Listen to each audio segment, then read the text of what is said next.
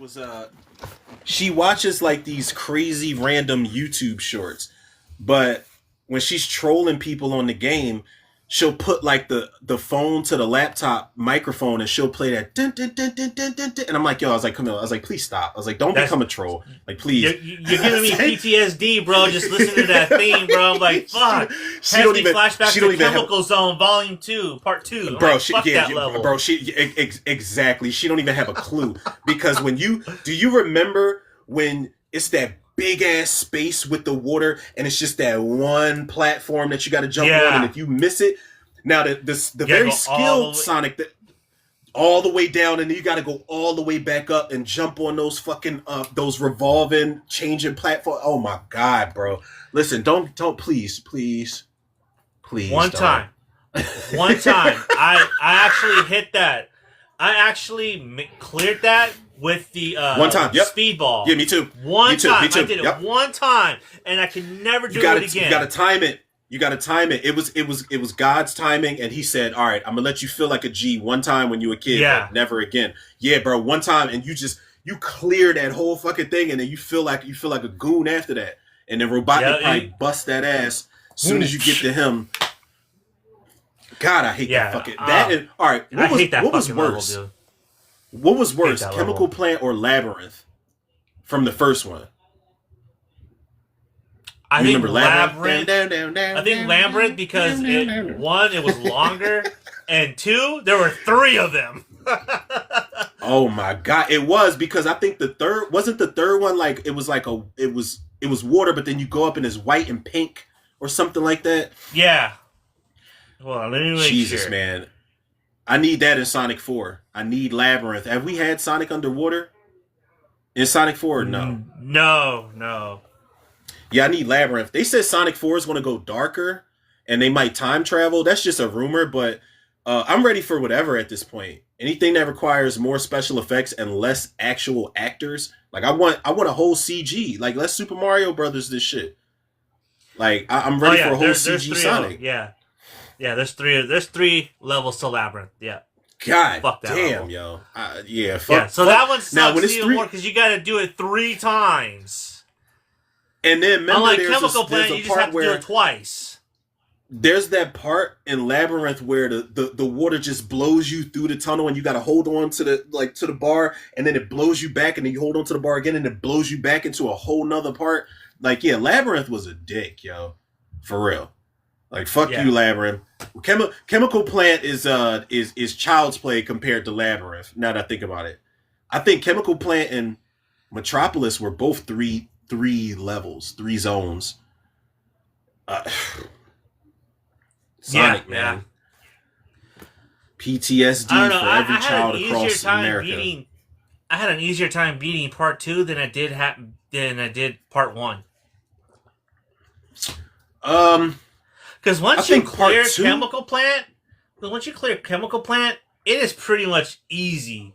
It's cake from then on. I mean, you clear Chemical Plant, and then you got what? Aquatic Ruin after that. Aquatic Ruin is pretty sweet. Aquatic Ruin, it's got a little bit of water. Then you had but it's not the oil. It's not life threatening. Then you had Oil Ocean used to give me problems. I'm not gonna lie, because when you got to slide down and then you got to figure it out, and then you it's the water underneath. You can kind of swim in it, but you can sink too. I used to get stuck a lot. And then you got them nut ass seahorses on Oil Ocean. Casino Night used to give me problems, but that was like fun. Like it's fun until the clock start winding down. Hilltop was always fun. Hilltop was fun until you get the earthquake. That shit was nutty. I hated that fucking earthquake in Hilltop. Hated that shit. Mystic Cave was always good. Mystic Cave. Oh, 2. Mystic Cave 2 is the one that gave me a lot of problems. That one was... Mystic Cave was... Because when you get to that second... when you get to that below second level, that's where I always got stuck because I could never figure out how to go up. Don't you gotta like jump on... You gotta activate something, or you gotta jump on something to get out of that fucking place, man. Yeah. Mystic Cave. Oh, I wanted Mystic Cave so bad in Sonic 3. I wanted it in Sonic 2, actually. And then you got what you got after that? You got Hilltop. You got Sky Zone on the plane, and then you got the final Air. Was it Air Force Air Base. Yeah. The John when you jumping on the plane. Doo doo doo doo doo doo. Yo, that's another episode we should do. Is like, what are the best Sonic beats? Like, what are the best Sonic beats? And then we play them. We play them out. Woo! Oh, I'm gonna write just in case. Oh, write it down. Just hold on. Just an idea. I actually want to show you something. I'm gonna write that down too. Sonic beats. Yeah, because I was listening to this last night. What's that? Hold on, let's see if I can find it. And I think after Wing Fortress was what it was. Wing Fortress, and then you had Death Egg. Yeah, then you had Death Egg where they gave you no rings to go up against Metal Sonic. Fuck y'all. Yeah, that was some and bullshit. then you gotta beat Metal Sonic and go immediately into the big ass Robotnik. That's probably hands down one of the best beats right there. That final boss Robotnik. No, listen to this. Sonic 2. Can you hear it? Is this Grand Theft Auto? It's Ocean. It's Oil like Ocean. Wait for it. Oh, it is Oil Ocean.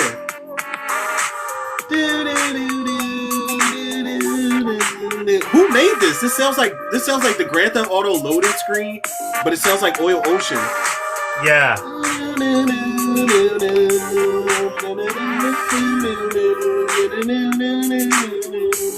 Yo, who made this? Is this DJ Quick?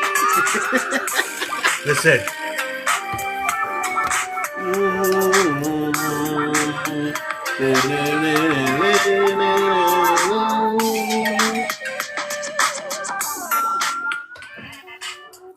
That sounds like a Grand Theft Auto loaded screen, but they put Oil Ocean in it. That's just fire. Yeah. That's why I was like, who's that? DJ Quick? That's DJ Quick. That shit was fire. That was super West Coast. Super West Coast. Like, send that shit to Snoop and send that shit to Ice Cube and send that shit to, I was about to say Corrupt, I guess. I mean, technically. But John Rosebeth was the one that did it. Damn.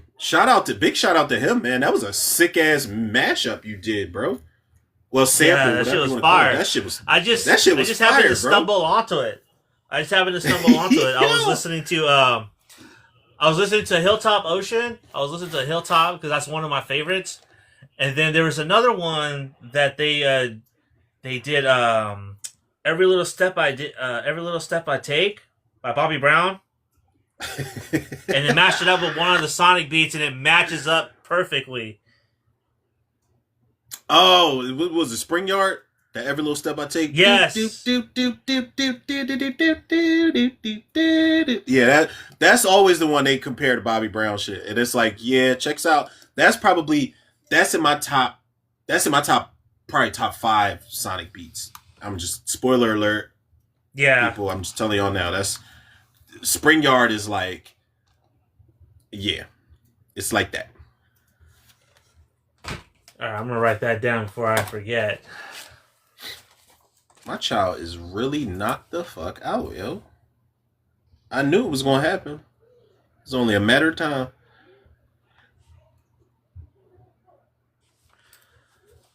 Yeah, hell yeah.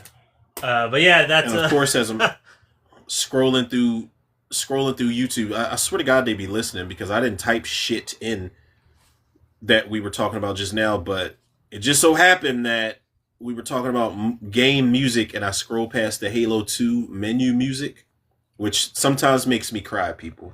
I'm sorry. I will admit it. It makes me cry.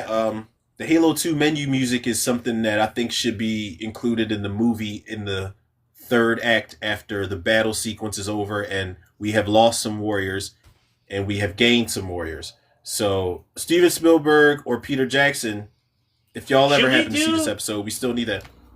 What? Should we do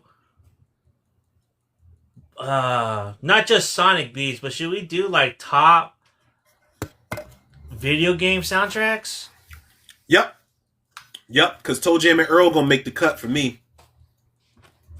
And honestly, Mortal Kombat 1, there's one for Mortal Kombat 1 that might make So are we doing cut like for me. all soundtracks, or are we just gonna do individual levels? What you mean? Like, so like the soundtrack will be like the whole game, or it's just the whole video game? Yeah, or it's just gonna be one specific level. We could do the whole video game. Like, cause it probably won't make my top 5, but it might make my honorable mentions. I guess I'm spoiling it now, but there's menu music for Eternal Champions that is an honorable mention for me, and it's just menu music. There's no real beat behind it. It's just notes. It's just music notes. It's like the GoldenEye pause screen, bro. Bro, did I now?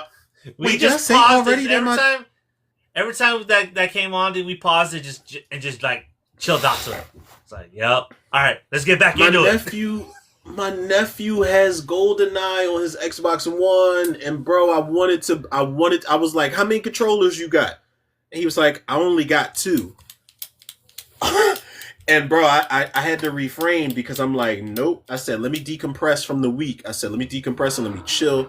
But at some point today, I might be like, nephew, if you want to play GoldenEye, we can play GoldenEye. He's been playing. He got all the way up to I think he got like 4 levels up. He got to like the surface area where you're up in the snow and you're shooting people out the towers and shit. Yeah, so he's been playing the shit. But I told him, I was like, listen, this was our first Call of Duty. Like, you don't even understand what this meant to us growing up, man. Like, this was our first Call of Duty. This used to cause friendships to fuck up, and this used to cause alliances and all types of like chaos, man. You don't understand what this game was. Like, you don't get it. Like, you don't understand. But listen, I'm telling, and I didn't want to do it last night because I had one of them cut waters up in me. I don't know if you, I had one of them. I don't know this. Yeah, it's So apparently it's a new thing, and I wasn't really, you know how I am, bro. I'm like, oh, everybody's hyping it up. I'm not really on it, but eventually maybe I'll see what's up with it. And like I remember grabbing one, not last night, but this was like a couple weeks ago. I remember grabbing one. It was like a can probably like this big, and it was $5 at my deli. And I was like, all right, whatever, man. So I was like, let me get one of them. And I think it was like a Mai Tai John or something. And I drank it, and I was halfway in. I hit one of my homies up that I drink with, and I hit him up, and I was like, listen, let me tell you something. I said, there's no way that I'm halfway into this can and this shit is starting to hit me. And he just laughed. He was like, bro, he's like, 1 can is all you need. I was like, yeah, but I understand that completely, but this is a small can. This isn't the standard can that they sell in the liquor stores. I said, this is a small can. I'm halfway in, and I drink. Like, I can drink. Like, I really can. Like, I keep up, but I was like, no. I said, this ain't sitting right with me that I'm not even halfway done. And this is it's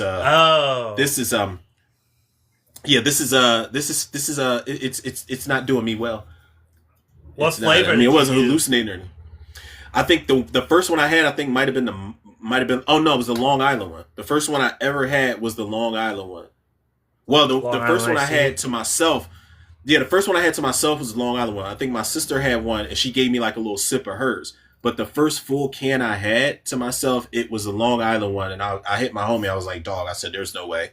There's no way that this shit is kicking my ass right now. I'm feeling it. I'm slowly slipping away, man. I said, when I get to this other half, I don't know what's going to happen.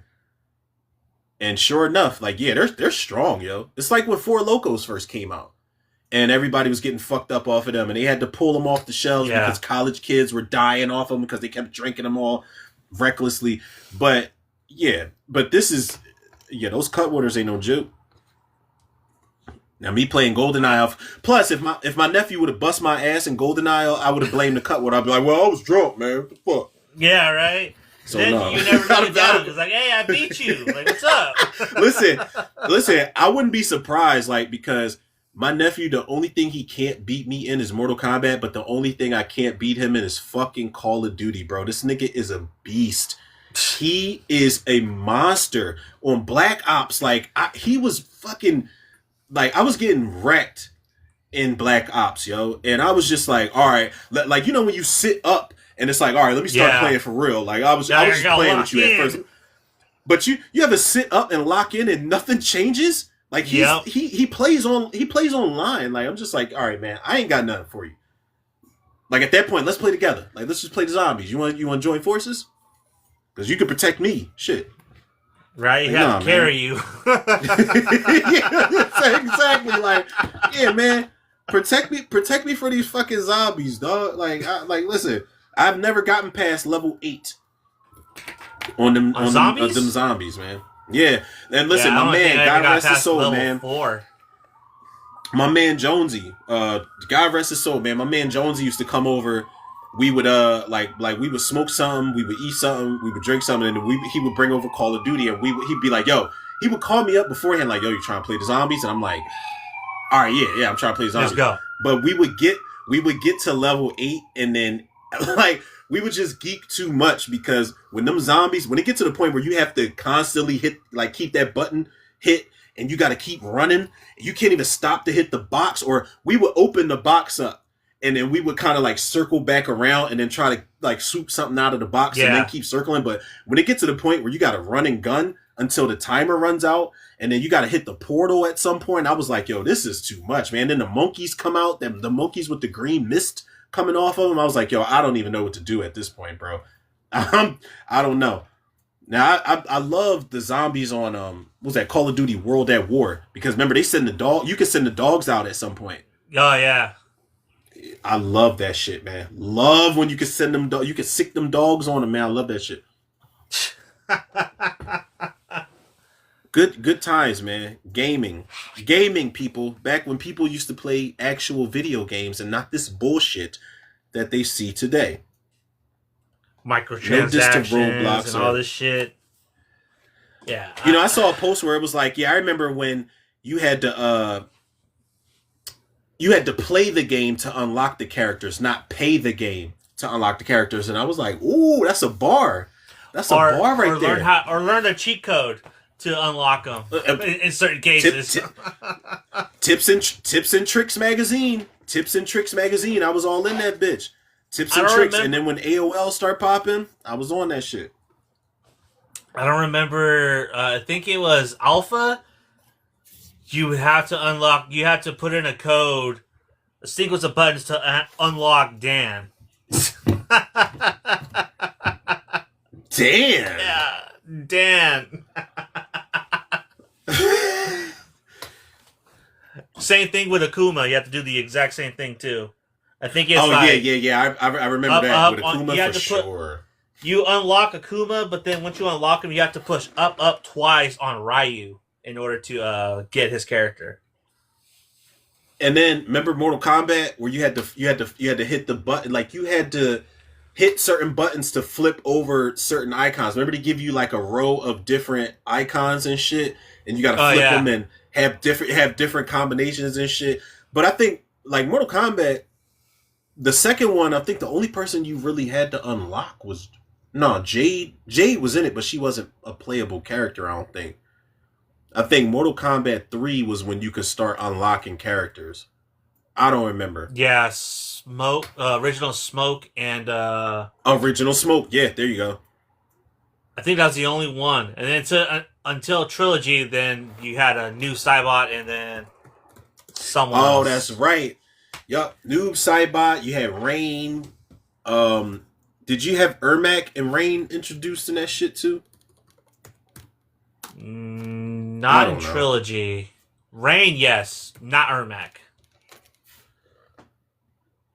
Well, that's because Ermac. No, I was just looking up random Mortal Kombat shit, but that's because Ermac was a bitch in Mortal Kombat Annihilation, so they never put no spec on his name. Like, fuck y'all for that.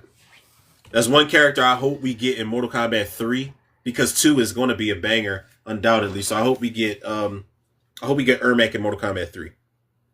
I hope we get a lot for him to do, telekinesis-wise. I hope that fucking movie lives up to it, man. Let me tell you. It will. Hope that it will. movie lives up to it. Do not. It's going to be awesome. It's going to be good, bro. Let me tell you something.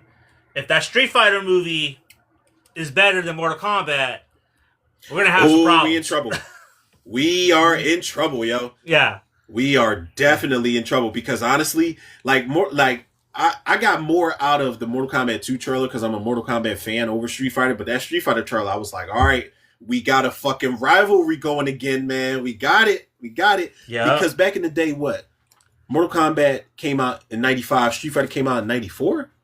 Came out first, right? No, Mortal Kombat came out in 89, and then Street Fighter No, I mean the movie. Oh, the movie. Oh, yeah. 94. I was about to say 80. I was about to say 89. Who played Jax? Louis Gossett Jr.? Like, what the fuck? A young Wesley Snipes. Yo, listen. That's another who would we fan cast? If Mortal Kombat was made, I love those posts and those AI Jones where it's like if such and such was made in the 80s or the 90s. Like they said, they had if the Avengers was made in the 90s, and then they had like obviously Tom Cruise as Iron Man. They had they had Wesley Snipes as Black Panther. Falcon. I think they had who the fuck did they have? They had Denzel Washington as somebody too. No, he was Black Panther. I think Wesley Snipes was the Falcon. You looking up the meme now? Wesley was the Falcon? I think so. The thumbnail, as soon as I typed in the 90s Avengers, the thumbnail is Johnny Depp as Doctor Strange, bro. Yo, stop. You don't look sold on it. I mean, think about it. Johnny Depp was in his fucking 20s. What the fuck does he know? Now, all right, it depends on which 90 we talking about. Like, because Johnny Depp in the 90s, what did he have? Was Crybaby in the 90s? Or was that like Crybaby. Yeah, 21 Jump Street. You got Edward Scissorhands. Ed Wood. Sleepy Hollow was in the 90s, right? Or was that in the early 2000s? Hollow. Yeah, 99. Okay. You said Ed Wood, which I still have to watch. I know you told me to watch it. I know you said it's a must fucking watch. Shit, what else did Johnny Depp have?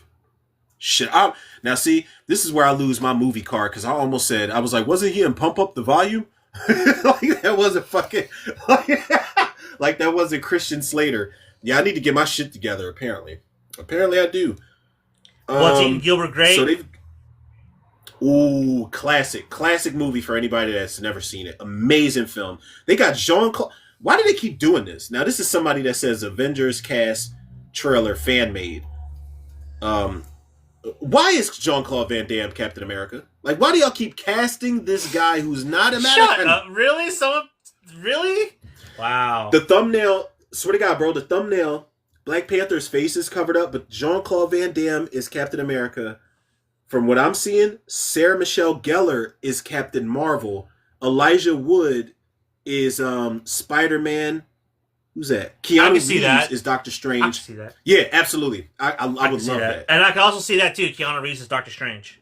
Keanu Reeves is Doctor Strange. You got Tom Cruise as Iron Man, Brad Pitt as Thor, Mila Jovovich. She's in her Resident Evil Afterlife outfit. Is she supposed to be Black Widow? Yeah, I guess Black Widow. I would assume so. David Hasselhoff as Nick Fury, and then the Hulk. They still got Eric Bana's version of the Hulk in the thumbnail. But this cast isn't actually half bad, yo. I'm not gonna lie. Because Mila Jovovich is Black Widow in the 90s? What? I'm talking about that Fifth Element where you ain't had to have a whole lot of wire work. It's like, nah, baby girl, you gonna do these stunts. Okay. So Tom Cruise as Tony Stark. Brad Pitt as Captain America.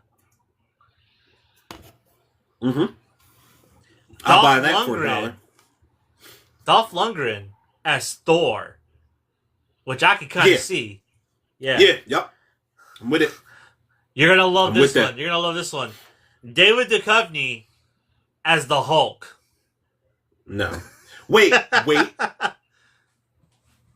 Wait, hold on now. Because could work.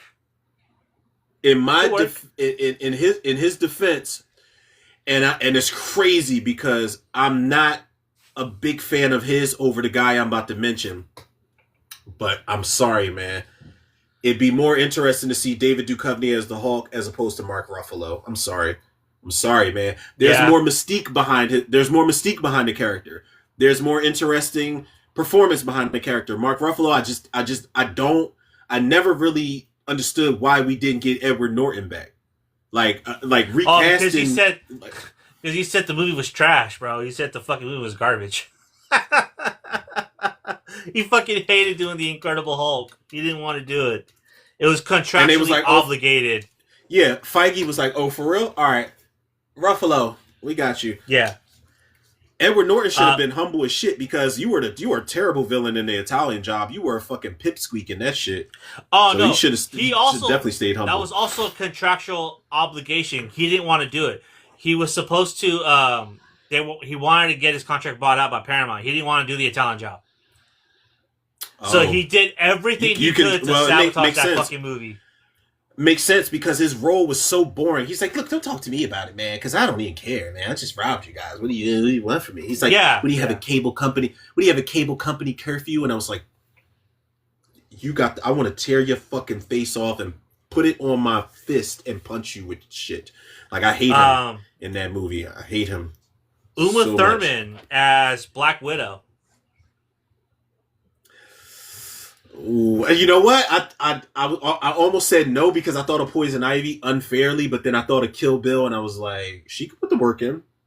Yeah, she could put the work in. Ethan Hawke as Hawkeye. That's too. No, stop. That's too on the nose. That's too on the nose, bro. No, man. That is. Come on, man. Come on, man. Y'all can do better than that. Fuck though. Come on. Y'all can do better than that, man. As Nick Fury. I can see that. My man. Like, oh, you're Iron Man? I don't know. My man. Like maybe. I don't know. Maybe. I'm not 200% against it. Wesley Snipes as T'Challa, which I agree. I think absolutely absolutely. He could have been in that suit. No CG motion capture. Ooh, Brendan Fraser as what? Peter Quill. Yes. Yo, listen. Brendan Fraser, I've been watching his interviews lately, like his recent interviews, and when he talks about like the documentary, and he talks about The Whale, and he talks about coming back for The Mummy. Brendan Fraser is like, he's another one who's like one of the most interesting actors I've ever seen. This dude's his whole persona is like really great. Like this dude's so fucking humble, and he's so like he just looks awkward in some of his interviews, but not in a bad way. He's awkward, like where. There was a guy who asked him. He was like, "Yeah, man, there's rumblings. You don't have to confirm anything, but there's rumblings of you coming back for The Mummy." And he's like, those stunts are really hard. And he's like, "So what do you say about those stunts?" And he's like, "That's what the stunt guys get hired to do." And then the audience just started laughing. I'm just like, "Yeah, like because motherfucker, you're not doing all that Rick O'Connell shit. You're not jumping through fire and not anymore. All that shit. You're not. That shit Steven Summers had you doing, you ain't doing all of that. Now, we could CG motion capture your face, but listen, I'm still excited to see him back as Rick O'Connell. But yeah, I would definitely take him as Star-Lord for sure. Because I would just automatically think of him in Airheads. Him in Airheads for sure. Like, he's just... You're trying to be this guy that you're not, but then at the same time, you're kind of becoming who you're born to be due to circumstance type of thing. So... That would be fucking flames, bro. I love Jim that Carrey. Jim Carrey as Loki. Yes. Jim Carrey. Can you imagine Jim Carrey Dolph Lundgren and Jim Carrey as brothers? That would be insane, dude. I would take Jim Carrey as Black Widow. You understand? I would take Jim Carrey as Black Widow. Jim Carrey could probably play like Gandhi, and I wouldn't bat an eye to it. They'd be like, "Yeah, man, but Gandhi wasn't." It's a performance. Yep. This is what we paid for. Oh, you're gonna like this one. Alicia Silverstone as Scarlet Witch. I mean, if she could find I've never seen an edge on Alicia Silverstone. Well, you know what? The Crush. That's the most edge I've seen to her. So if she could have brought some of that, yeah, I could see that. Like, but you got to bring a maturity to that character also, like a little bit of maturity to that character also. So yeah, I mean, I would take Alicia Silverstone. I think she's a great actress, and I'm mad that I follow her on Instagram, and I don't keep up with her movies. She had a movie called Requiem it was a shark movie, but I was just like, yeah, Alicia, sorry, I'll wait for the Clueless series. True Crime. You never seen True Crime with her and Matt Dillon? I have not. Does she get naked in that? It's one of those. It's one of those like sleazy. It's kind of like Lisa. It's that. Ooh, don't tempt me with a good time, sir. Yeah, it's kind of like Lisa. Don't tempt me with a good time, man. Do not. Because people, listen. If you don't know people, me and Johnny really favor this movie called Lisa. This was not a straight to TV movie, was it, bro? Nah, it was a movie. It was a theatrical. Okay.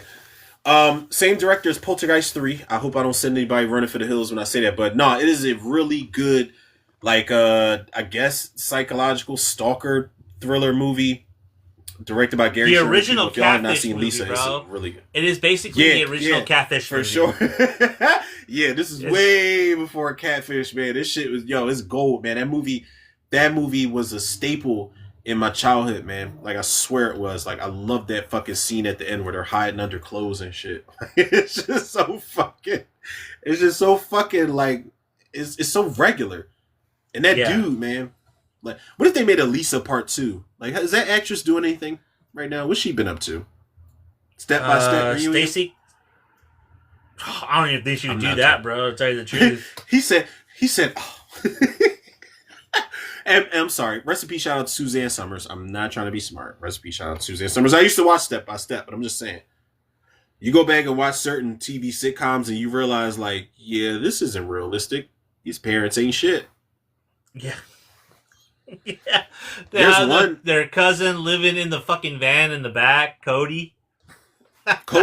who's a master of everything, and he's a kung fu teacher as well. That's fucking hilarious. Cody, who was in The Substitute Kickboxer. Part 2. Oh, he was in Kickboxer? Yeah, he was in Kickboxer 4. He played Jean-Claude Van Damme's little brother. Okay, so that's when they started tailing off in the Kickboxer series. But you know what? Let me not rule it out, because I've heard that there's certain like Kickboxer's got straight to DVD sequels, Undisputed. What's the other one? Universal Soldier. I did not know. Soldier, yeah. Was it Michael Jai White? Was it Michael Jai White who was in Universal Soldier? Yeah. Yeah, he actually had a good fight scene with Jean-Claude Van Damme. But why'd they rip off Demolition Man? Did they? He froze him to death. And he shattered him. I seen that shit on Instagram where they were like, yo, this was an epic fight scene in Universal Soldier, and I watched it. I was at work, like I was in the back, like at work, and I was like, oh shit. I was like, hold on, man. I was like, Michael Jai White was in this? I was like, let me watch it. And he had a good fight sequence, and it was a dude narrating some funny shit during the fight sequence. But I was like, wait, he froze him and then shattered him? I was like, well, I've seen this before. Yeah, Simon Phoenix. I mean, apparently there's rumors that they're doing a Demolition Man 2, which I actually want, but I don't. I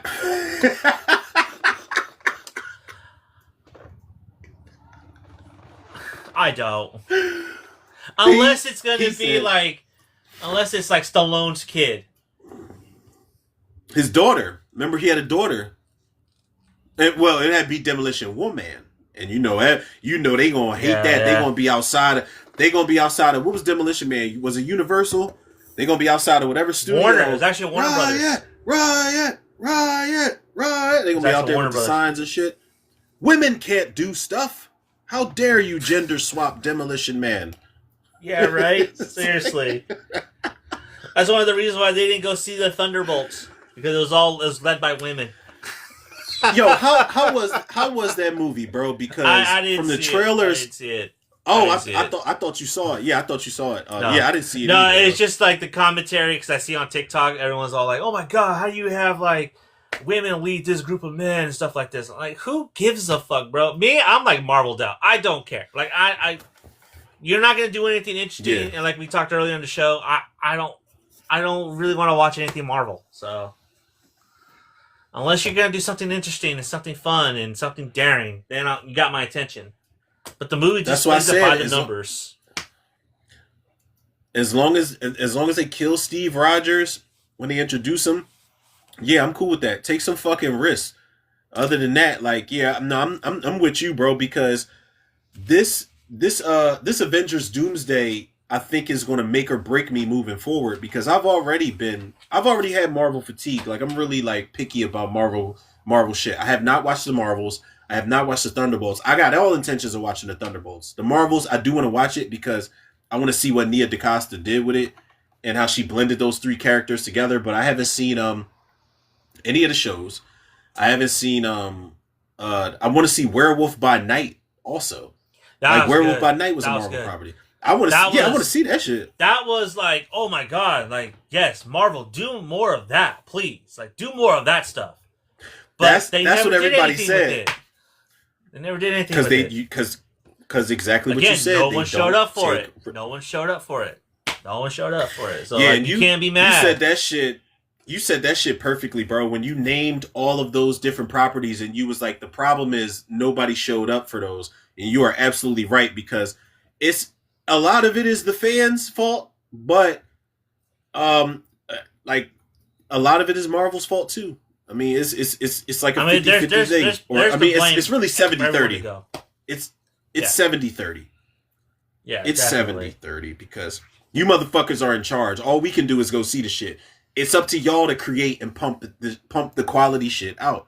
And like you said, I remember saying, even myself included, like with Ironheart, I was so hype about, yeah, man, we got to show up for Ironheart. I don't give a fuck about the haters. I only did commentary for episode 1. I haven't watched it since. And that's my fault too, like, because I'm like, all right, episode 1 was cool. This was a nice setup. I really like it, but it wasn't anything to where I'm just like, my mouth is watering by the time I'm done with it. Exactly. And I'm just like, yo, oh my God, man, yo, I cannot fucking wait to see what happens next, man. Like, I get more of that with Bel Air and fucking Welcome to Derry and the Walking Dead and shit like that. So yeah, it is. I mean, it is also up to the fans to show up and support this shit too.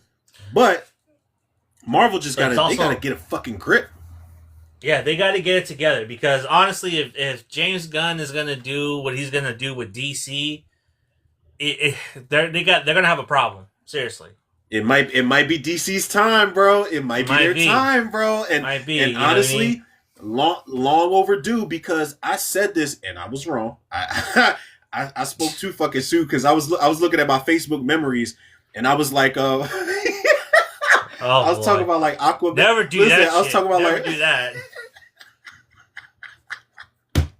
I was talking about like Aquaman and all the upcoming properties that they had, Aquaman 2 and all this other shit. And I was like, DC's really going to have a much better run this time around. Y'all better watch out. And I was like, because Aquaman 2, like, I remember you made me see the light, bro.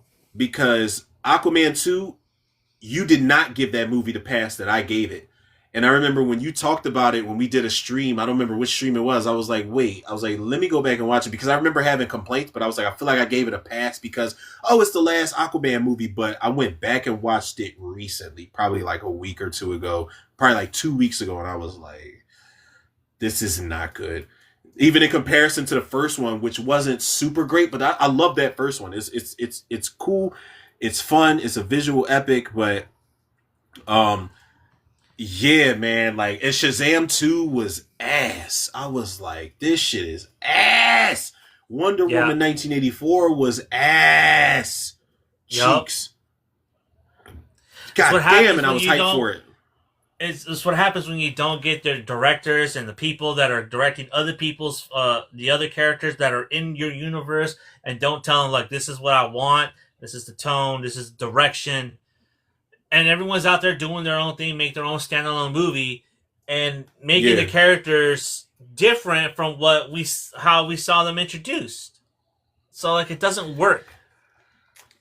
That's why I like what Gunn's doing, because he's trying to get everyone involved in the process so everyone knows what they're doing and how these characters should be in their movies.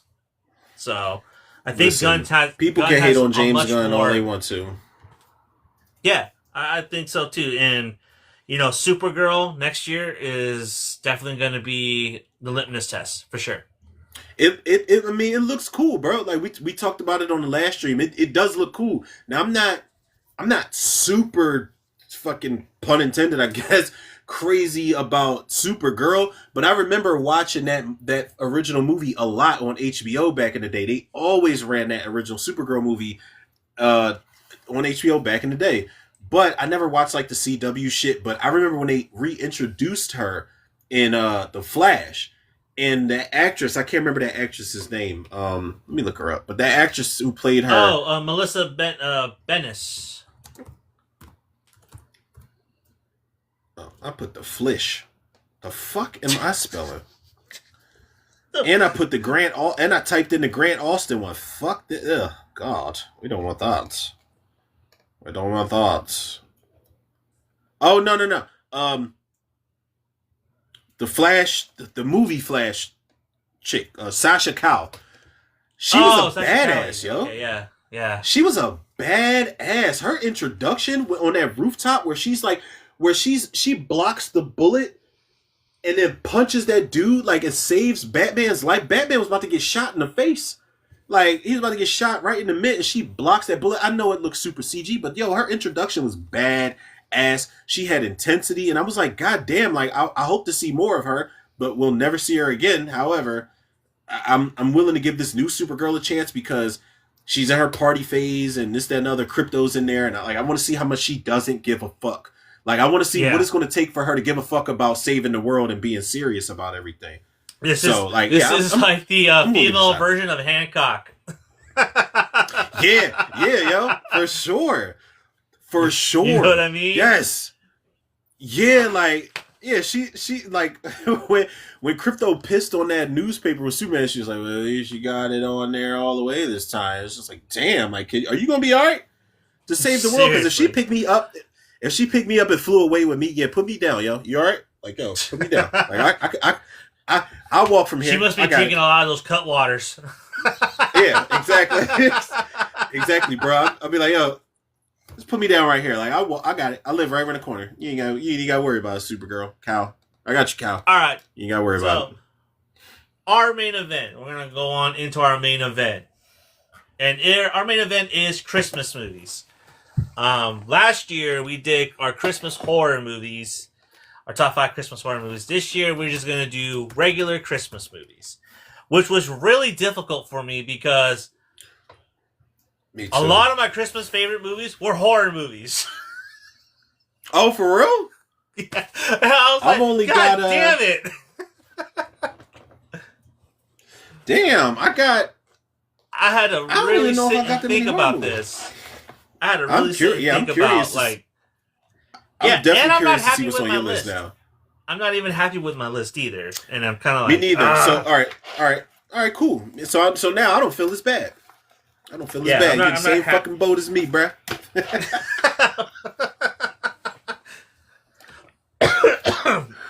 All right, well... Good. I think you kicked it off last week, so I'll kick it off today. It's on you. This movie was brought up last week, and you weren't much of a fan of it as I was when we talked about Arnie. But I actually love this movie because it was just the time. Like, if you're old enough to remember Fur Crazy, Tickle Me Elmo, the N64 craze, Jingle All the Way, dude. This fucking movie is badass. It is fucking hilarious. This is Phil Hartman's last role. Sinbad and Arnie. Oh, was it really? Yeah, it was. Sinbad and Arnie have great chemistry. And, like, at the end of the movie, the kid finally... It's not that, his dad's like, I'm sorry I couldn't get you Turbo Man. It's like, what are you talking about? You're Turbo Man. Like, you know what I mean? So that was like a really good moment at the end of it. That's cool. That's cool. That's like You know, all they had to do was have a sign pop up at the end of it, like, if you are not an inspiration to your son, then this movie should show you ain't shit and you need to be. Like, you ain't shit, Dad. Yo, Jake Lloyd? Is that Anakin? Yeah. I think this was before he did that. It was. His son was Anakin Skywalker? Because I looked at Jake Lloyd and I'm like, damn, I can still see Anakin underneath all that fucking facial hair, beard, and goatee. Like, you ain't fooling nobody. He looks like a kid that's cosplaying as an adult. Yeah, seriously. That goatee is not doing him any favors, bro. I mean, it's like he's like a grown ass child, man. Sit your fucking. He looks ass like down. that kid from. He looks like AJ from The Sopranos right here.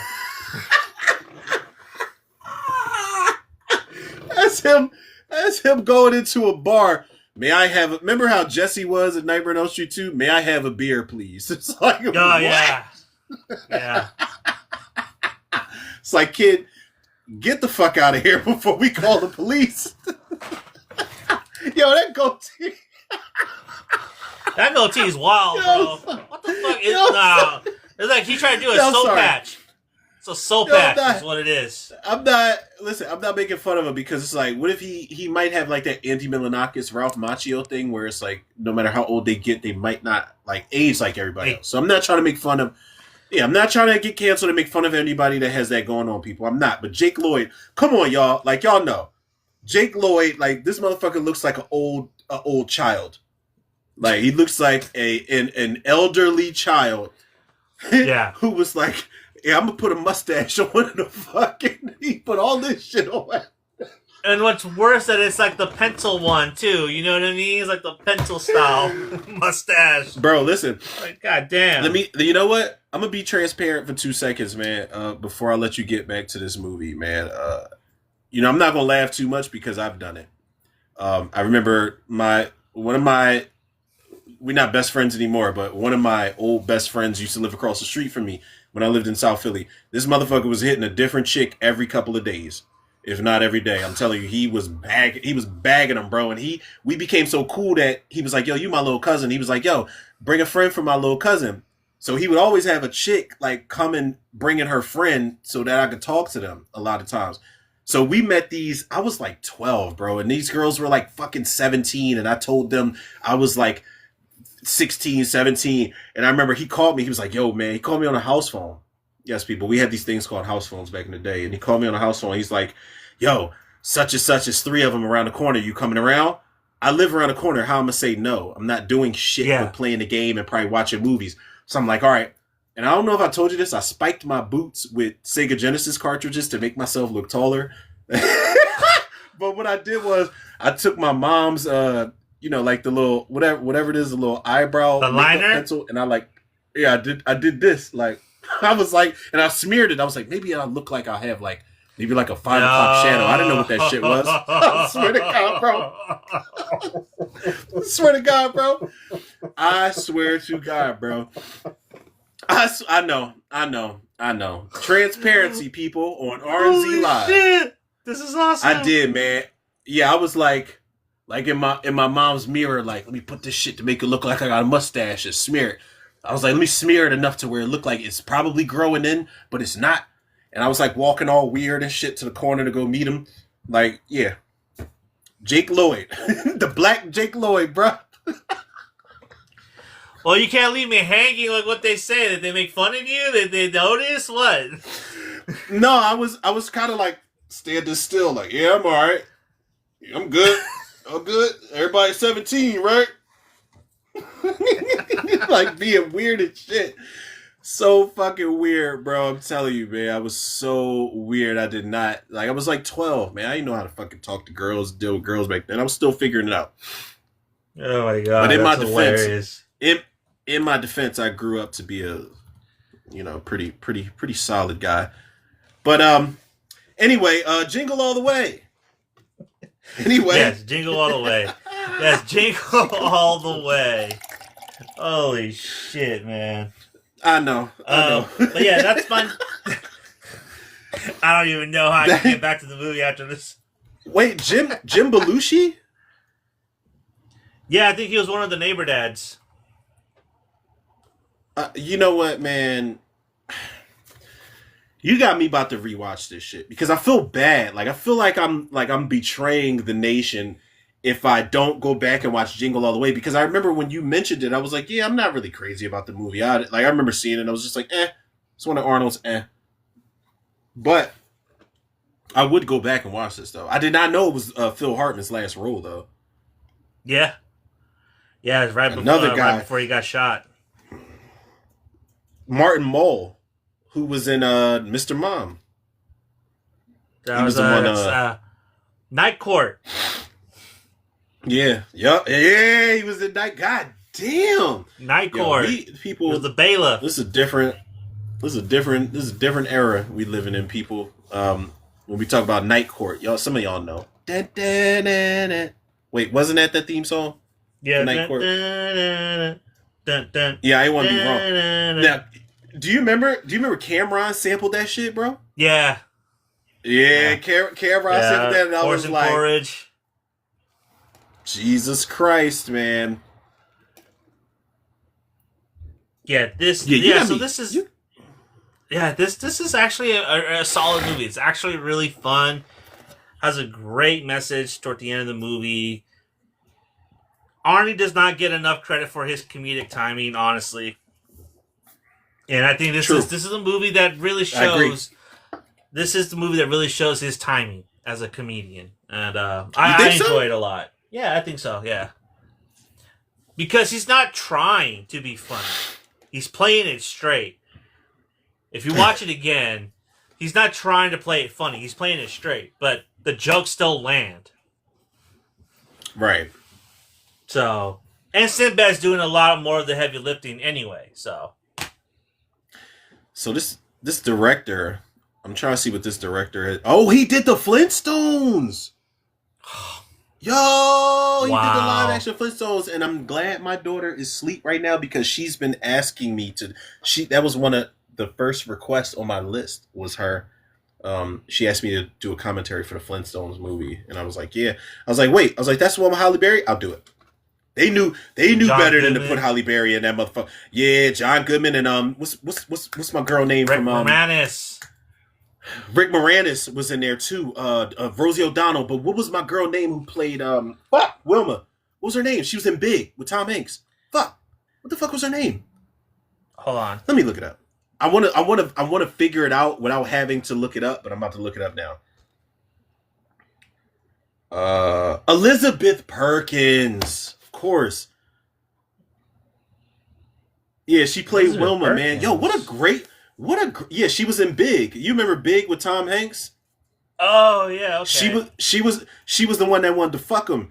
And she fucked him, and then she found out he was a young boy. She was like, so what are you, 15, 16? He was like, I'm 13. And she's like, well, motherfucker, I guess I'm going to jail then. Like, she did it for like... He fucked that shit out of Elizabeth Perkins in that movie, man. God damn, bro. Yo, this was when... Do you understand? We low-key had a solid level of live-action movies that were based off of cartoons, bro. Like, I think the Flintstones and... No, listen. Hear me out. I'm talking about for the time, bro. For the time. We had... When we didn't have the certain technology and casting and certain shit that we had. Hear me out. I'm talking about like shit like the Flintstones, Dennis the Menace, like that was what you got in the 90s. Even 101 Dalmatians and Hook and fucking damn, what was the other one? What's the other one? I'm lying. I was about to make a whole lie and say Heathcliff. We never got a fucking Heathcliff movie. Why have we not? Listen, people, can we get a Heathcliff movie? That's the gangster. That's the hood version of Garfield. Like all this fucking fancy ass Garfield shit. Like, come on, man. It really is. Come on, man. Yeah, like, come on. Let's get the hood version of. Yeah, come on. Can we get Heathcliff? Damn. What the fuck going on? And Top Cat is the OG. Top Cat's the OG. I don't know if you ever watched Top Cat. Come on, man. Like. Come on, yo. We need, and I feel like Jem was the hood version of Barbie, the grimy, gritty, edgy version of Barbie, like Gem and the Holograms. Do you remember that shit? No.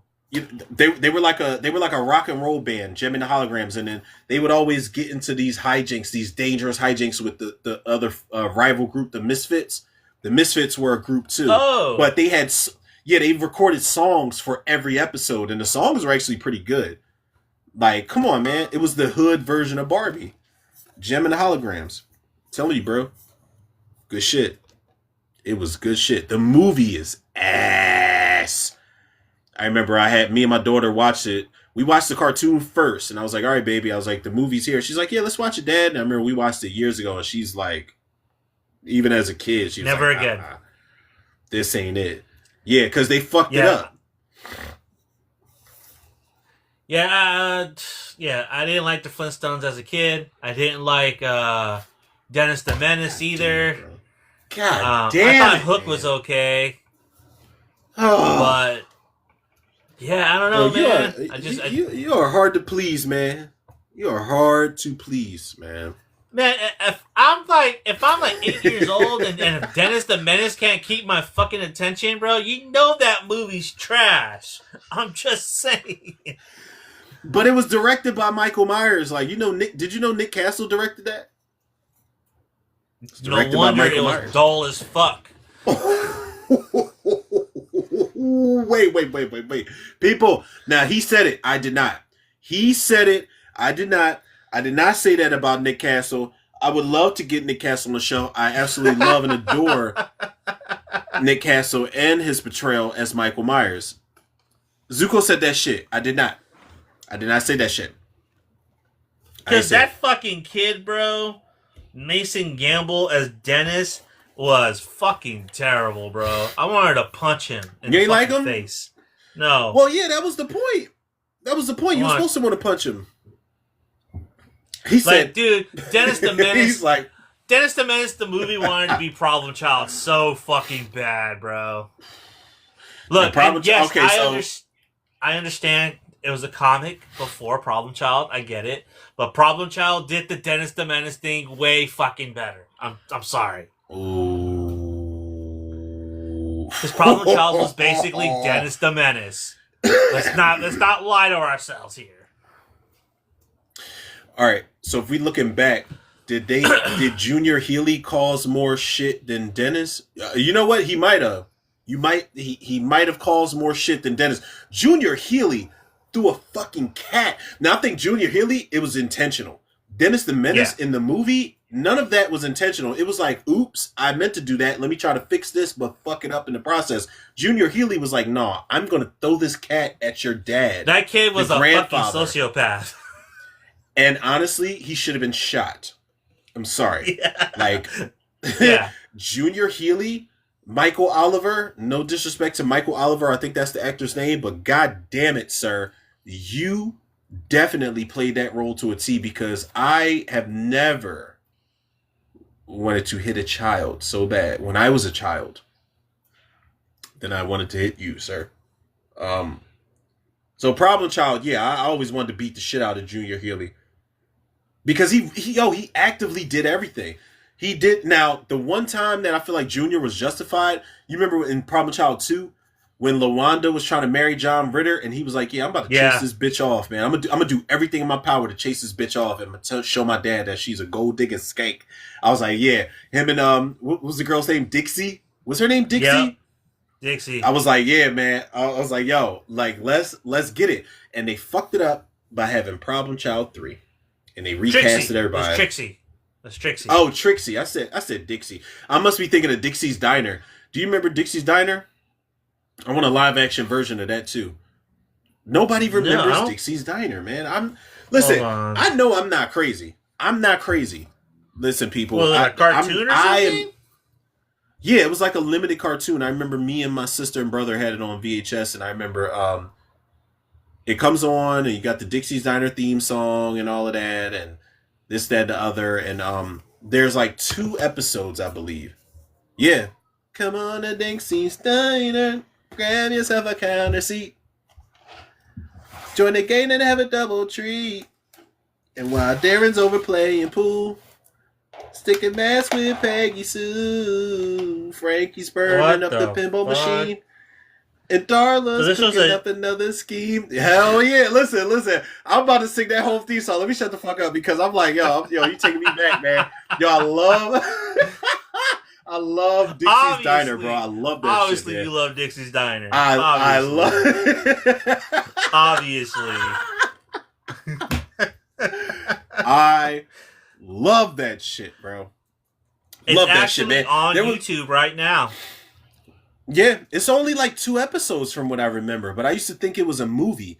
There was like a Demolition Derby episode. There was an episode where there was like they were trying to raise money to save Dixie's Diner because they were trying to have it bulldozed. This big dickhead character, he was trying to have it bulldozed, and they had like a chocolate sundae eating contest, and the one girl almost got eaten by the bitch that was eating all the sundaes.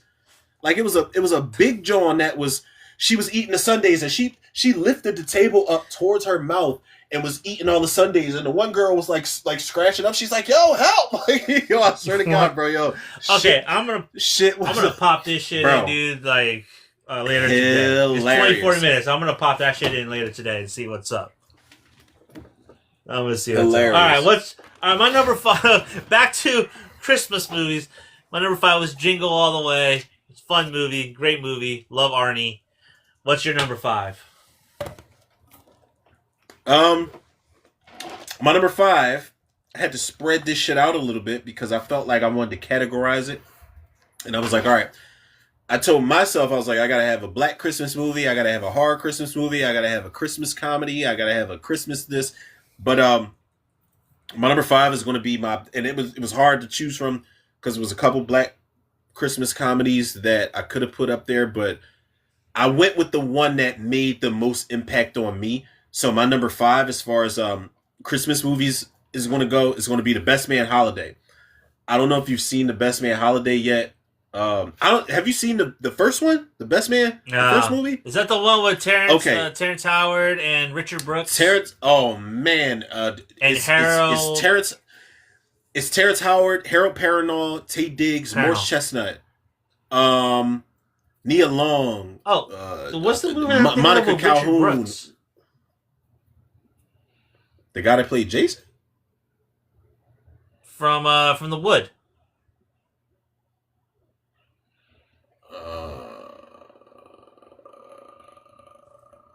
It has Michael J. White on it. Richard T. Jones. Oh, why'd I get married? Okay, that's what it was. Okay. Yeah.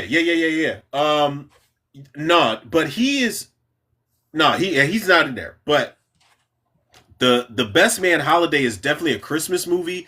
But I picked this one. It was either like I had to categorize them. I was like, all right, as far as Black Christmas movies, I was like, all right, we got now. There's a lot of them, people. I'm gonna forget, but I was like, all right, for me, there's The Best Man Holiday. There's This Christmas. And there's Almost Christmas. There's a couple of them. But I was like, The Best Man Holiday was the only one that got tears out of me. Legit tears. The first time I watched it. Because there's a death in this movie that, if you're attached to the characters from the first movie, there's a death in this movie that's going to hit you hard.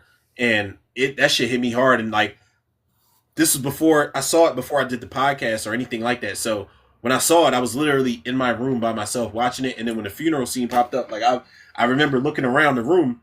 There's nobody in there. Nobody was even in my house. Like I remember looking around like, all right, nobody gonna see me blink because my tear ducts was filling up. And I was like, all right, I'm gonna do that thing where I just don't blink. I'm not gonna do it. But then like the funeral scene happened and it just kept going on and I blinked and I actually cried.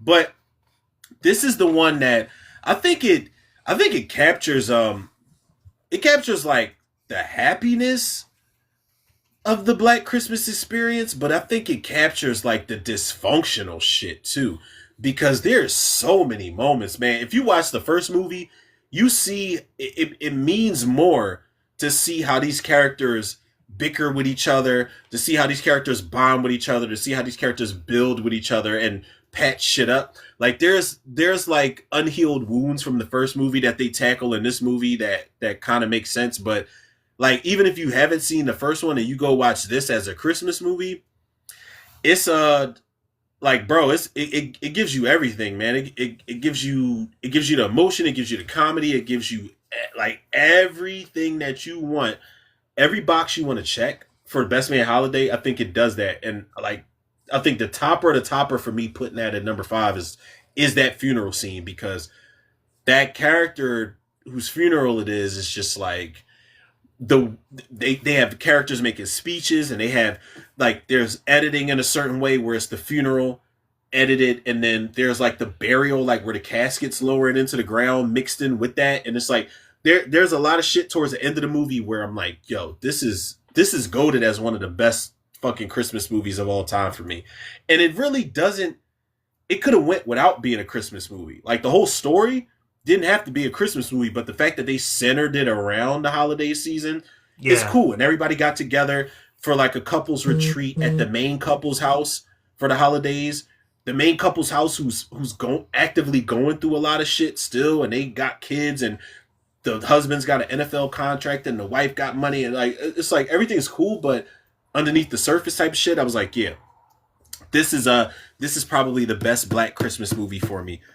Regina Hall, and shout out to Melissa DeSosa just because her looking the way she did in the movie. I don't know if you know Melissa DeSosa.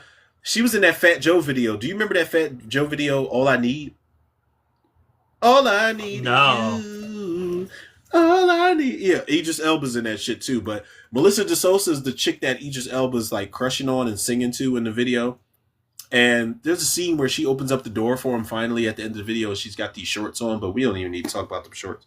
I think the mention enough was she was in Ride also.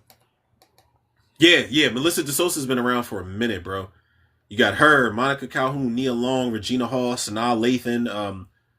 The new guy is Eddie Cibrian, and he was in The Cave, who also starred Morris Chestnut. So boom. Full circle moment, people. That's what I do. But no, the Best Man Holiday is my number 5. The Best Man Holiday is my number 5, man. Hey, this shit's good, bro. I honestly, like, if anybody was to watch this, I would recommend seeing part 1 first, just so you can get latched onto the characters, and I think the emotions can hit you a lot better. The dynamics. But exactly, yeah. There's certain like jokes or certain like nuances you might not understand unless you've seen the first movie. But if you do go into this one blindly, it's like, all right, cool. Like I might not like, oh, these guys have known each other for a long time, but if you watch the first one and it's like, oh, I know why he said that. I know why she did that. I know why she said that type of thing. But yeah, that's my number 5, bro. Best Man Holiday. And I cried like a bitch. I'm being very transparent this episode. And fuck y'all for laughing 4. if y'all did. My number 4 is a quite a controversial movie, not because the movie itself is controversial, but because of the actor that's in the movie is very controversial nowadays. And it sucks too because it's arguably one of my favorite comedies, one of my favorite Christmas movies, and it stars Dennis Leary, Judy Davis, and Kevin Spacey, and it's The Ref. This fucking movie is laughs. This movie is... There is a laugh per minute during this movie because the argument between the husband and the wife while this robber is trying to escape and takes them hostage, and then he has to pose as her therapist during a family dinner, and it just goes off the rails. Like, he completely lost control of the situation. Says a cat burglar is forced to take a bickering, dysfunctional family hostage on Christmas Eve. This premise actually sounds... It sounds good, yo. Yeah. It's fucking hilarious, dude. So Dennis Leary is the robber? Dennis Leary is the robber. Kevin Spacey and Judy Davis are the married couple. Now listen, funny, I know. Now this controversial as you said, but I might have to watch this. Hold on. Let me put this on my list. No, I'm listening to you, bro. Go ahead. This is prime Dennis Leary. Dennis Leary just goes in on both of them, and by the end of it, man, they figured out what's really important. It's not money, it's not status, it's family, and the way they come to that conclusion is kind of good. They actually have a alternative ending where the burglar gets caught, and everyone fucking hated that ending. It's like, why? Why would you get why? It's like they always do. Crime doesn't pay. Like that was the message behind the movie. Like no, like he should get away. But yeah, The Ref. The Ref is a funny fucking movie, dude. Christine Baranski is in here. Yeah, J.K. Simmons plays the Admiral. Is Christine Baranski, is she racist in this movie too? Because something about her in these movies, man, like when she was in Cruel Intentions, she was like, don't give me any of that racist crap. My husband and I gave money to Colin Powell. It was like, you can still be racist, lady. Yeah. And then no, when she was at Addams Family Values, when she was fucking with she was fucking with all the other kids except for the main girl who was like the it girl, the prissy girl. She was like, we're gonna make an example. So Jesus.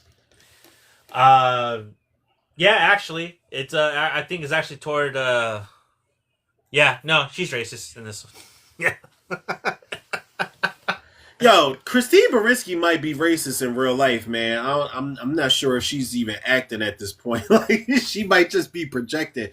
Give me any racist role you want. As long as it doesn't involve a hood. Hi, baby. You okay? You okay? You woke up like you didn't know where you were. Yeah. Yeah. We're still streaming. You fell asleep during the stream. My daughter woke up. She's like, where am I? It's like she just got recalled, yo. She just got recalled. It's like, we all been there. Who am I? No, that was me this morning, bro. Because like I said, like when you hit me up and was like, "Yo, ready or ready," whatever you said, ready or ready with a question, doesn't matter. I was at the store, but before that, I had to put the fucking like we got a big ass trailer in our yard for storage, so I had to put that fucking cover on that trailer again by myself because the heavy winds yesterday blew the shit off. Usually me and my brother do it, but he's in the hospital. He just had like fucking heart surgery. So I had to put that whole fucking cover on. No, he's good. I talked to him earlier. He's good. Shout out to my bro Nafis, man. Yeah, shout out to my bro Nafis. He's good. He's chilling. He's looking at nurses' asses up in there. He's good, bro. He ready to come the fuck home. But it's like I told her earlier, I was like, yo, I'm going out to do what I gotta do. And she's like, okay, and then she just went back to sleep. So, yep, I'm out. It's weird. Listen, that's cool. It's all good. Well, it's raining over here, so we're expecting some wind later today. Yeah. Yeah, we had the rain, bro. We had the rain all yesterday, man. I woke up 4 o'clock yesterday in the morning, but then 5 o'clock, like my alarm is set for 5 o'clock and 5:30 and 6 o'clock. 6 o'clock is when I gotta leave out to make my commute. But I looked at how much the lifts would cost, like the rides would cost, and that shit was like $70 to $100 in the rain and the winds. I was like, no. I was like, yeah, I'll make my way. I'll get on fucking public transport. I'll fucking walk. I'll take the bus. Yeah, no. Yeah. I was like, nope. I'll jump right on the fucking bus. I do it. Holy shit! I did not know this. This is an old Dennis Leary movie. This is 1994, also. Yeah. This is like around the time of like shit like The Sandlot and Judgment Night, maybe. That's Demolition Man. Yeah, right around that time. Yeah. Ooh, Dennis Leary. This was directed by Jonathan Demme too, the guy that did Silence of the Lambs and the co-creator of Yo. What? Yeah, Jonathan Demme. Cut it out. Yeah.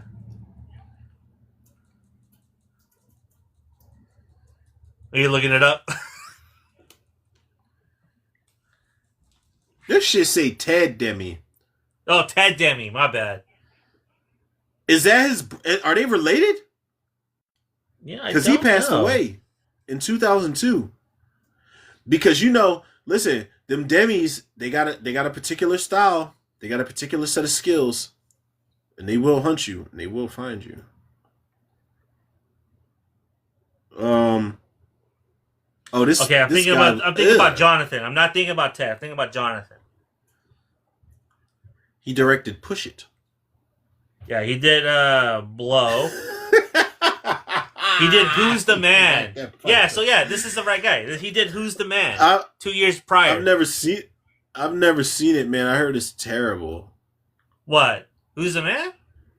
Yeah, I've never seen it. I remember it being like really talked about back in the day, but I never saw it. So I would go and watch it though. It's definitely a movie of its time, bro. It's a movie of its time.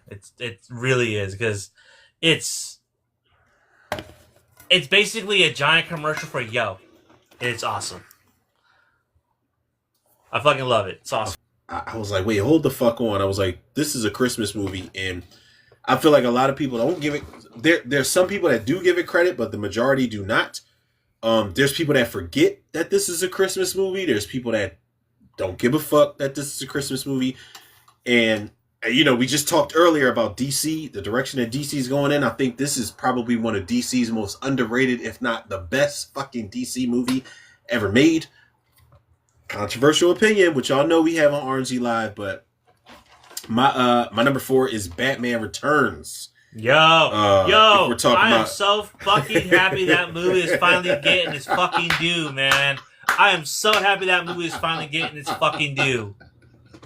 I'm so happy. I be going on threads and people just say Die Hard's a Christmas movie. Yeah? Well, Batman Returns is a Christmas movie, and it's the best one ever. Yeah. Let's talk about it. Let's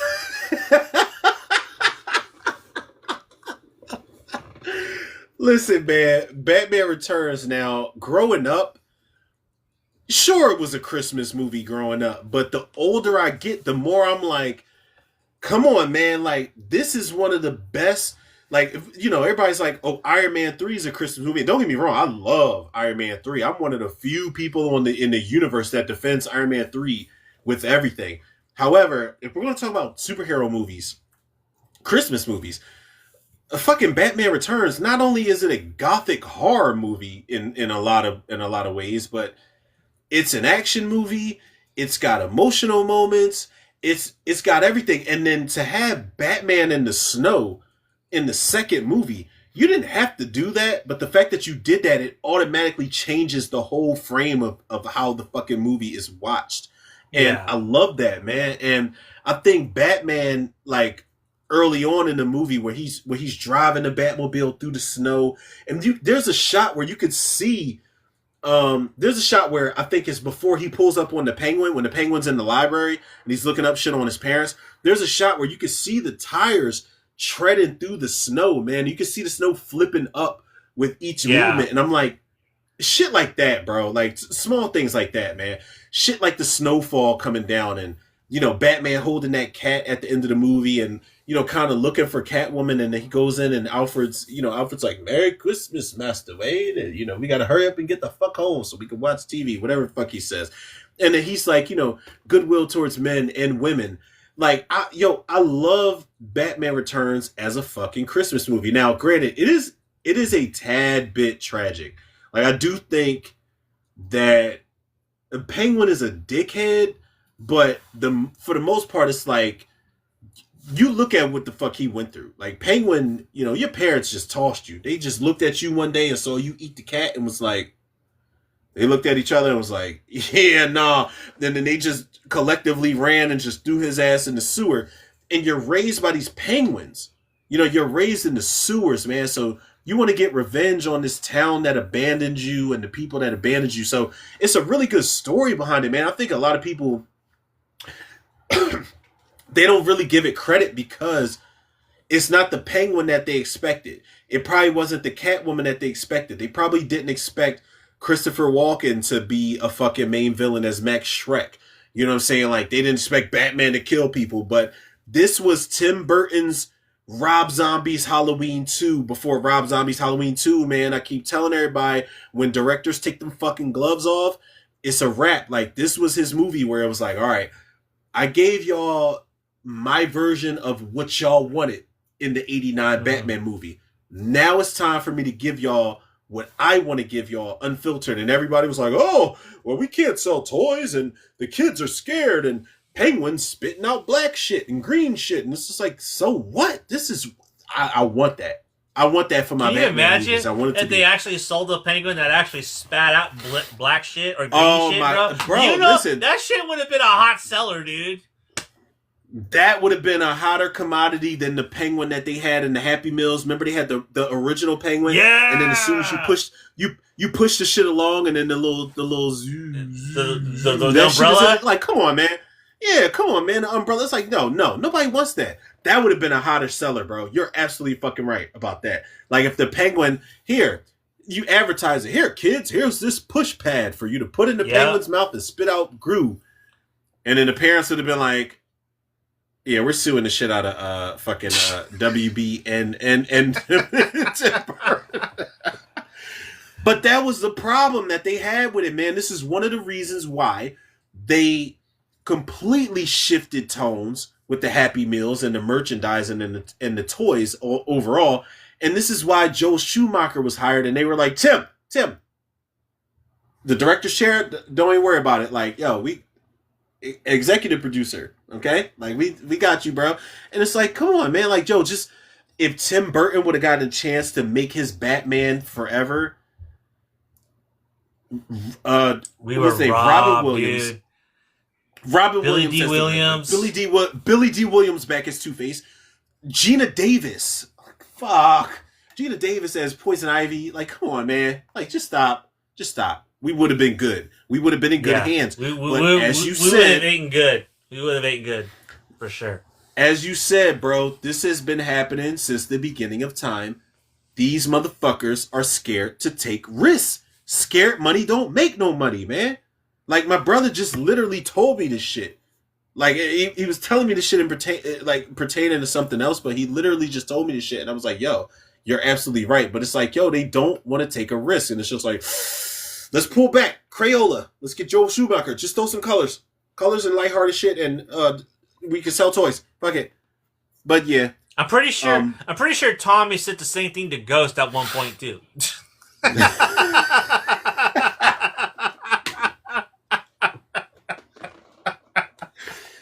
All right, man.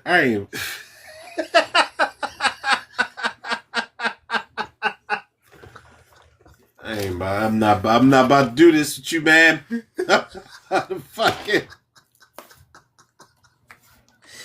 Holy shit. Nope. Where's my pen? Because it fell. My pen fell. Where is it? But that's all right. That is my number 4, man. All right. My number 3. It's arguably one of the best takes on "It's a Wonderful Life," and it has action, has Mel Gibson and Danny Glover, and they're both too old for this bullshit. It's Lethal Weapon.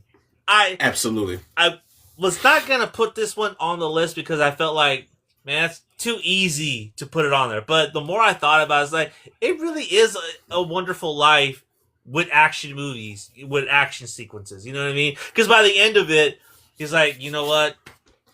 You're right. I have a family, and so, you know, it's good to see Riggs get out of that slump toward the end of the movie. He doesn't need to see what the world would be without him, what it would look like. He just needs to see the impact that he has, or the partner's impact that he has on Riggs. You know what I mean? Like Murtaugh's impact on Riggs. So, yeah, I really do like Lethal Weapon. It's really fun. It's one of the better action movies set around Christmas. It actually has Christmas themes around it, which is why I kind of give it a pass. And they've got a great scene. Now, correct me if I'm wrong, because you probably have seen this movie more than me. Now, don't get me wrong, I do like Lethal Weapon movies. I don't love the Lethal Weapon movies, but I do like them. But the first one is that the scene where Riggs and Murtaugh, they have that showdown where he's like, yo, you really want to die, don't you? Well, go ahead and do it. He was like, man, I wake up and want to put a bullet in my head Okay, so that's the first movie? Yeah. Great fucking scene, bro. That scene is so layered.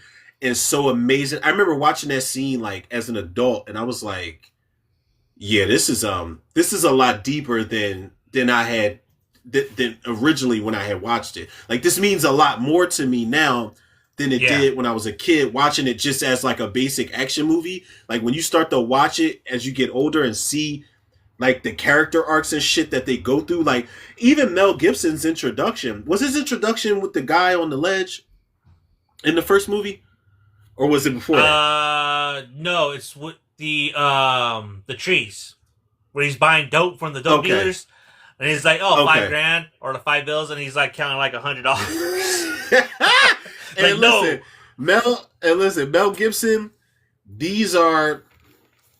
Now, I'll say this, man. Yeah, Mel Gibson, he's had a rough patch in his life where he was doing some racist shit and all of that and other.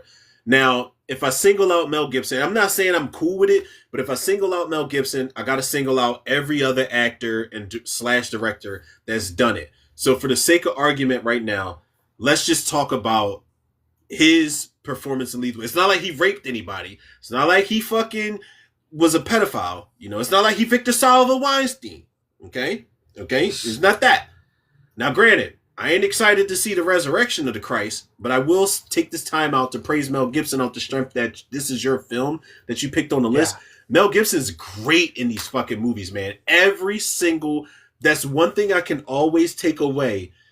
As much as I don't watch the Lethal Weapon movies, Mel Gibson is great. These are some of his, and I know a lot of people love Mel Gibson as an actor, but like me growing up, I think that these roles probably were the best performances that I've seen of him, even up into my adult years. I love Mel Gibson, especially like something like Lethal Weapon 4, which I'm not going to say it shouldn't have worked, but I'm going to say it could have been fucking super bad.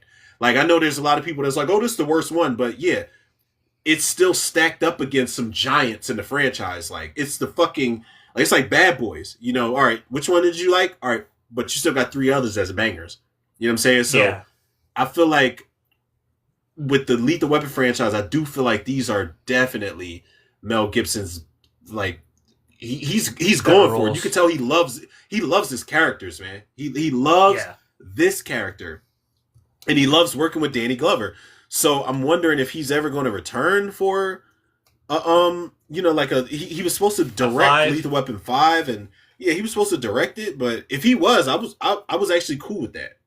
Cause I'm like, okay, it makes sense for you to be next up. If Richard Donner vouched for you in the wake of like him about to pass away, then go ahead and direct it, bro. Go ahead and direct that shit. I'd rather you make fucking Lethal Weapon than Passion of the Christ 17. God damn it. Like, I don't want that shit. Nobody wants that shit. I'm serious, bro. Don't nobody want that shit. The fuck? Like, it's like Passion of the Christ, like, okay, Easter? Like, what? The fuck? No. Like, come on, man. Like, nobody wants it. But other than that, no, that's actually a good pick, bro. And I'm looking on YouTube at the clips, and I forgot that Lethal Weapon 2 was the bathroom scene. So that was Mel Gibson's really fucking good in that scene too, man. Really fucking good. What's your number 3? Izzy Tech Solutions is yawning. Are you bored? I mean, you could tap because out. It was during the time where I was looking down and you got up to put a blanket on your kid. So there was like a law. There was a law in our stream. I can't cover my child, dog. No. I'm just saying he had joined in right at that time. That's what I'm saying. Yeah, but I mean, even if they came in at the time, it's like you can't watch Zuko. I'll be right back. I wasn't doing anything either. I was looking down. I was trying to figure out who, Jonathan Demme or Jonathan Levine. I was trying to make that distinction. You can't watch Zuko. Like, you know, there was a Z before there was an R, motherfucker. Like, come on, man. Like, there's no need to be bored. Like, listen, one of us is going to entertain when the other one's gone. We're going to try our best. God damn it, you don't have to be bored. We don't want our listeners to be bored. Okay, all right. I had to dip off for a little bit. Family matters. Let me see. And speaking of Family Matters, I don't have no segue of any kind into my next one. So that was actually a bad fucking reference. I was gonna say that was good. Okay. But I was like, wait a minute, let's see. No, what are we on? Number 3? 3, yeah. All right, my number 3. Man, my number 3 is just. There was no way this was going to make my list. It wasn't going to be number 1, but it was no way because this is absolutely a necessity. I remember my older sister, who I don't really keep much in contact with. I remember every time we would go to her house for Christmas, she turns this movie on, and I'm like, yep, absolutely, because this is what we grew up on. So my number 3 is going to be National Lampoon's Christmas Vacation. That's my number 2.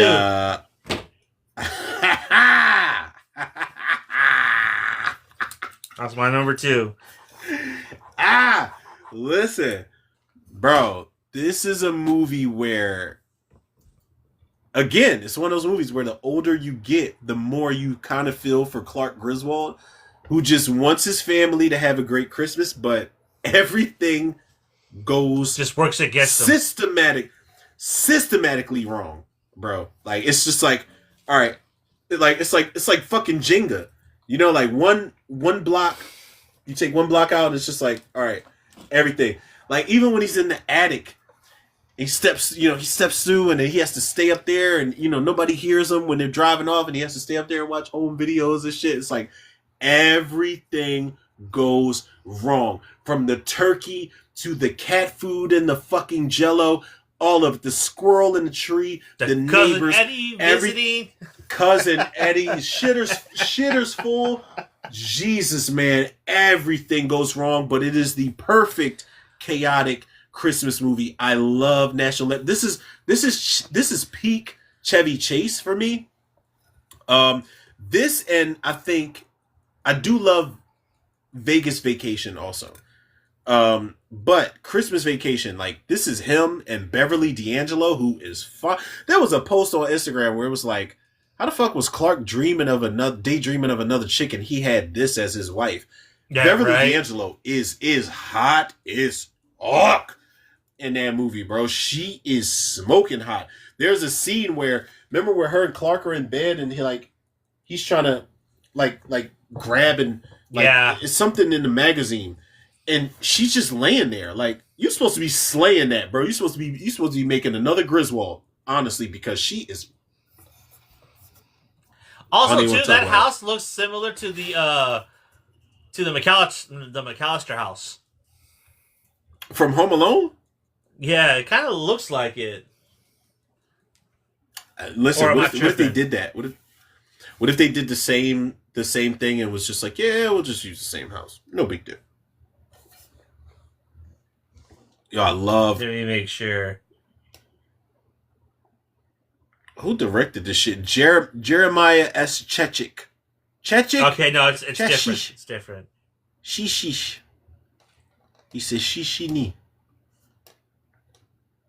This dude's directed a lot of fucking TV credits. Oh, he directed Benny it's a vastly different house. You also what? He directed Benny and June. Benny and June with Johnny Depp and whoever the fuck else was in it. And he directed Diabolique. Diabolique.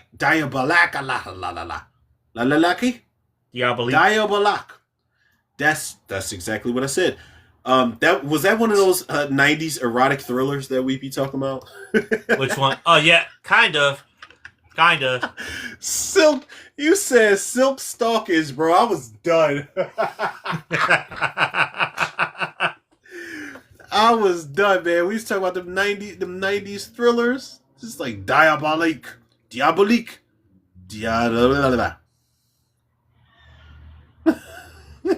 Yeah, I mean, Christmas Vacation had like a banger of an intro theme also. So that's also love that theme, bro. That animated theme is so good.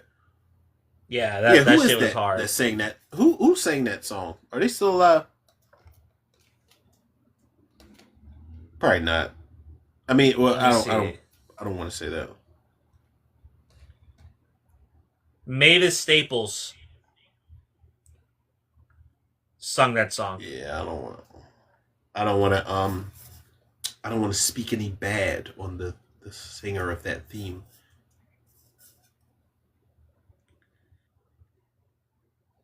And she's still alive. She's 86 years old. Wow. Good. Still kicking. Yeah, Christmas Vacation is a fun movie, dude. Clark's crash out toward the end of the movie is completely fucking valid. I would have lost it too, but I probably would have lost it a lot fucking sooner than that. Yeah, because the family is just like those movies. It's like they got to make the main character who's hosting the party a pushover in every single movie. You got to make him a pushover, and that's one of the reasons why I can't wait for you to watch Krampus, because I think, what's my man's name from Piranha 3D who was riding around with the shotgun on the fucking, Adam Scott. I think he is the dad. Is he the dad? And I know my man Champ. No, he's Champ from Anchorman is one of the dads too. I think he's one of the the brother that comes over for Thanksgiving. I want to say, is Toni Collette in that shit too? Yes. It's a lot. Yeah, she stopped lots of asshole characters where you're just like, wait, whoa, this wouldn't even happen in real life. What the fuck is going on? Yeah. Yeah, Christmas Vacation is my number 2. That's a funny fucking movie. Still holds up to this day too. It's actually a regular here at the house. Christmas Eve, so I usually pop that on because my mom comes over. I'll put it on and we'll just have it in the background. This shit is fucking hilarious. Yes, it is, bro. Yes, the fuck it is, yo.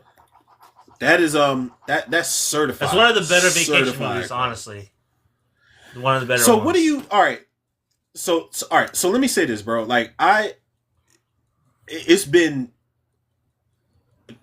millenniums since I watched the original Vacation and European Vacation. The main ones I watch, mainly Christmas Vacation, but I think when I do circle back, I do watch Vegas Vacation a lot also. The first two, how do they hold up? Because I don't remember shit about them. Family holds up actually pretty well. It actually holds up pretty well, actually, when you think about it. So it's really funny. Oh my god. The evil Dies Tonight kid is in the movie from Halloween 2. Anthony Michael Hall. Yep. Yeah. Yes, sir. He's one of the kids. Anthony Michael Hall. And he's pretty fucking funny in the movie. But I don't think I ever seen European Vacation, though. My bad. And Vacation with Ed Helms and Christina Applegate and the dude that played in the new Superman movie. Remember, he was the brother. And that shit was fucking hilarious. I'm not gonna lie. That Vacation movie with Ed Helms and Christina Applegate, where they play Rusty, where he plays Rusty and he's taking his kids to Wally World, but they go through their own series of shit. But they incorporate the modern day crude, rude, raunchy humor into it, the toilet humor and all of that shit. They do bring that into the mix, but it is that movie had me cracking the fuck up, bro. Like in different parts where I was like, okay, this is how you modernize Vacation right here. But Chris Hemsworth, I never wanted to fucking like get. What? He's in that movie? Chris Hemsworth is like Rusty Griswold's cousin or some shit, and he's like, yeah, man, we live off the land. We ride, we live down south, man. We ride. Oh, he plays cousin Eddie's son. Oh my god, bro, he is worse. He's like, we live off the land, man. We don't deal with that takeout and all of that regular food. We gonna slaughter these cows ourselves and make this fucking deal. Bro, I'm telling you. But then he's walking around with his dick out, like not his literal dick out, but he's walking around like with some Speedos on. And Christina Applegate is looking like, this is the most manly man I've ever seen in my life. And Ed Helms is just like, honey, like, hey, I'm right here. And, he's walking around with a robe on in a Speedo. He's just like, yeah, man, I love my cousin. And you're his wife. You're fine as hell. And all this. I was like, oh, my God. And then the sons can't get it together because the one son is like yeah, I'm into my girl phase, but then the little brother comes behind him and puts a fucking plastic bag over his head while there's a scene where he's looking at a girl in the car. You know how Clark is looking at the girl in the car while they're driving in the old movie? Yeah. So there's a scene where Tommy Doyle from Rob Zombie's Halloween, the brother, is looking at the older brother is looking at a girl in the car, and then you see a plastic bag go over his face, and then the little brother was like, "Yo, go to sleep, go to sleep." Like I'm telling you, bro, it's wild. They go. There's a scene where they go to swim in a spring. They go to swim in a spring, and they're like, "Oh, this is beautiful, honey. How did you find the spring?" And then they're going to rub mud on their bodies, and Christina Applegate is like, "Yeah, well, you rub the mud on your body to open up the pores and to the electrolytes and all this shit." Mind you, they are in a fucking nasty ass whatever you want to call it, they're dump rubbing site. fecal matter all over themselves. Oh my god, bro! And then the little brother picks something up out the water. He's like, "Hey, I found a dart," and he throws it at the brother. It's a syringe. They are in a fucking bro. Yo, swear to God, swear to God, bro, nasty as shit. Yeah. It's like that. It's like that, bro. Swear to God, it is the modern version of Vacation, bro. I promise you. And then they find God. they pick this shit up, and it's like, well, what is this? And it looks like snake skin, but it's like, yo, what is this? And they find like condoms and shit in there. They're swimming in this spring where they're like, yeah, put the mud on you. Put the mud all over your body, baby. It's going to open up your pores. And then the young boy's like, yo, I found a dart. Swear to God. I swear to God, bro. I swear to God. Yo, he said. Oh, my God. Hell, what the fuck? He was like, yo, your voice, you was like. You took that long-ass exhale.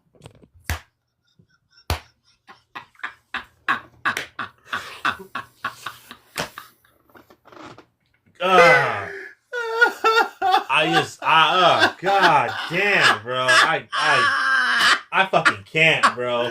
I don't know if I'd be able to handle that shit. I'm telling you, man. I'm telling you, that movie is fucking hilarious, bro. I promise you. It is the perfect, modern, raunchy, nasty upgrade of the vacation movies that you never knew you needed.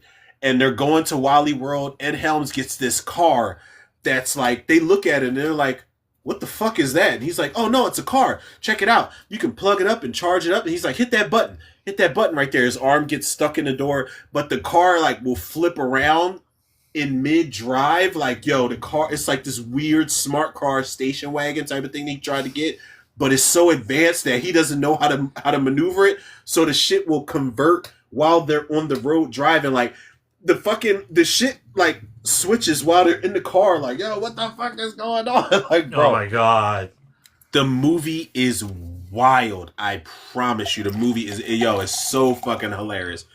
It's hilarious, bro. That movie's funny as shit. No joke. It's funny as fuck. Well, that's my number 2 is Christmas Vacation. That's your number 3. Holy shit. I'm putting this one on. Vacation Remake is on the list now, so I'm gonna have to watch it. What's your number 2? My number 2, man. Well, I think this was a no-brainer too. As far as it being my number 2, and it's funny because I literally just called my daughter and her sister 2 character names from this movie, and I think it definitely checks out. Without further ado, I'll say that my number 2 is Gremlins, as far as Christmas movies go. And I told my daughter, I was like, listen, I said, your older sister is Gizmo and you are Stripe. Like, I've been calling them that since the beginning of time, since they start cutting up together. Gizmo and fucking Stripe. Gremlins is one of those Christmas movies where you feel the holiday cheer, but I love that this movie and Joe Dante and Spielberg was behind this too, right? Yeah. I feel like everybody that was involved, knew that we're going to get you into the spirit of things, but we're also going to yank you right out of it and remind you that this is a multi-genre type of movie. This is a comedy. This is a horror film. This is a Christmas film. There's dramatic moments like when Phoebe Cates is talking about the death of her father, when he fell down the chimney and broke his neck and shit. Like, that's a real moment. That's one of the realest moments where almost anybody that's watching it is completely quiet because they want to know what the fuck is going on. But I think for the most part, like, a Christmas horror movie is where you really place this shit, bro, because the Gremlins not only did they hatch, like the scene where they hatch and, you know, Gizmo's like, and he's like, Mom, come up here. And the mom's like, oh my God, Billy, what'd you do? Are you smoking crack again? Like, Billy fucked up and fed them after midnight because he wasn't smart enough to have his clock plugged in. That's cool. But the moment that the Gremlins are running around town, it's still very much a Christmas movie, but it is horror central. So, you know, I'm favoring that shit. Like, there's a scene where the Gremlin runs, like, they're in the I think the pool area, and the Gremlin comes and scratches Billy across his chest, and then he jumps towards the pool, and Gizmo's like, no! And then the Gremlin jumps into that water, and then it's like, I was like, oh, fuck! I was like, yeah, now it's on. Now we either gonna get the best Christmas movie ever or the best horror movie ever, or we're gonna get a combination of both. And we got a combination of both when those Gremlins showed up on screen fully. Whether it was stop motion or puppeteers, I just think Gremlins is anybody that wants to get in the Christmas spirit, you gotta put on Gremlins, yo. I think Gremlins, like, from the moment the movie starts to the moment the movie ends, I think when the movie ends, it makes you want to watch it again even more.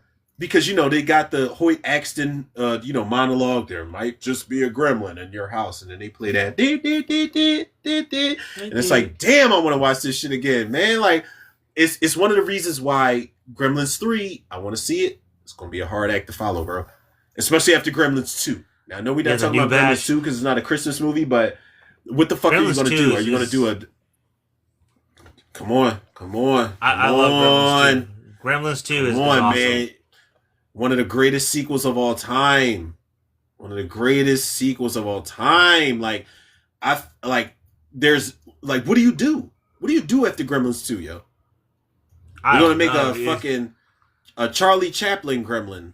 Or we're going to make a fucking 21 Savage gremlin. They're going to have to name the gremlins after these rappers or some shit. Just to reel in younger audiences. A Cardi B gremlin. It's like, all right, man. All right, that's your number 2. Well, that was your number 1, right? Or what was it? Well, my number 2 was Gremlins. Gremlins, I do think my number is, one of the ultimate. My number 1 was Violent Night. This is really, my number 1 is Violent Night. Yeah. This was really fun, dude. Like, this was fun. Yeah, Violent Night. You know, David Harbour as Santa Claus, beating the shit out of John Leguizamo. Like, what more can you want? Yo! Also, Beverly D'Angelo back. Are you awake? Again. Oh, she was in that movie, wasn't she? Yeah. Yo, Violent Night. Yo, I didn't expect you to say Violent Night, bro. I'm not even gonna lie. I did not, and you should be happy to know that you're getting a sequel to that movie. Yeah, I'm getting a sequel with Mrs. Claus, apparently. You're lying. And for real? No. Yeah, for real. Who's playing Mrs. Claus? Part 2.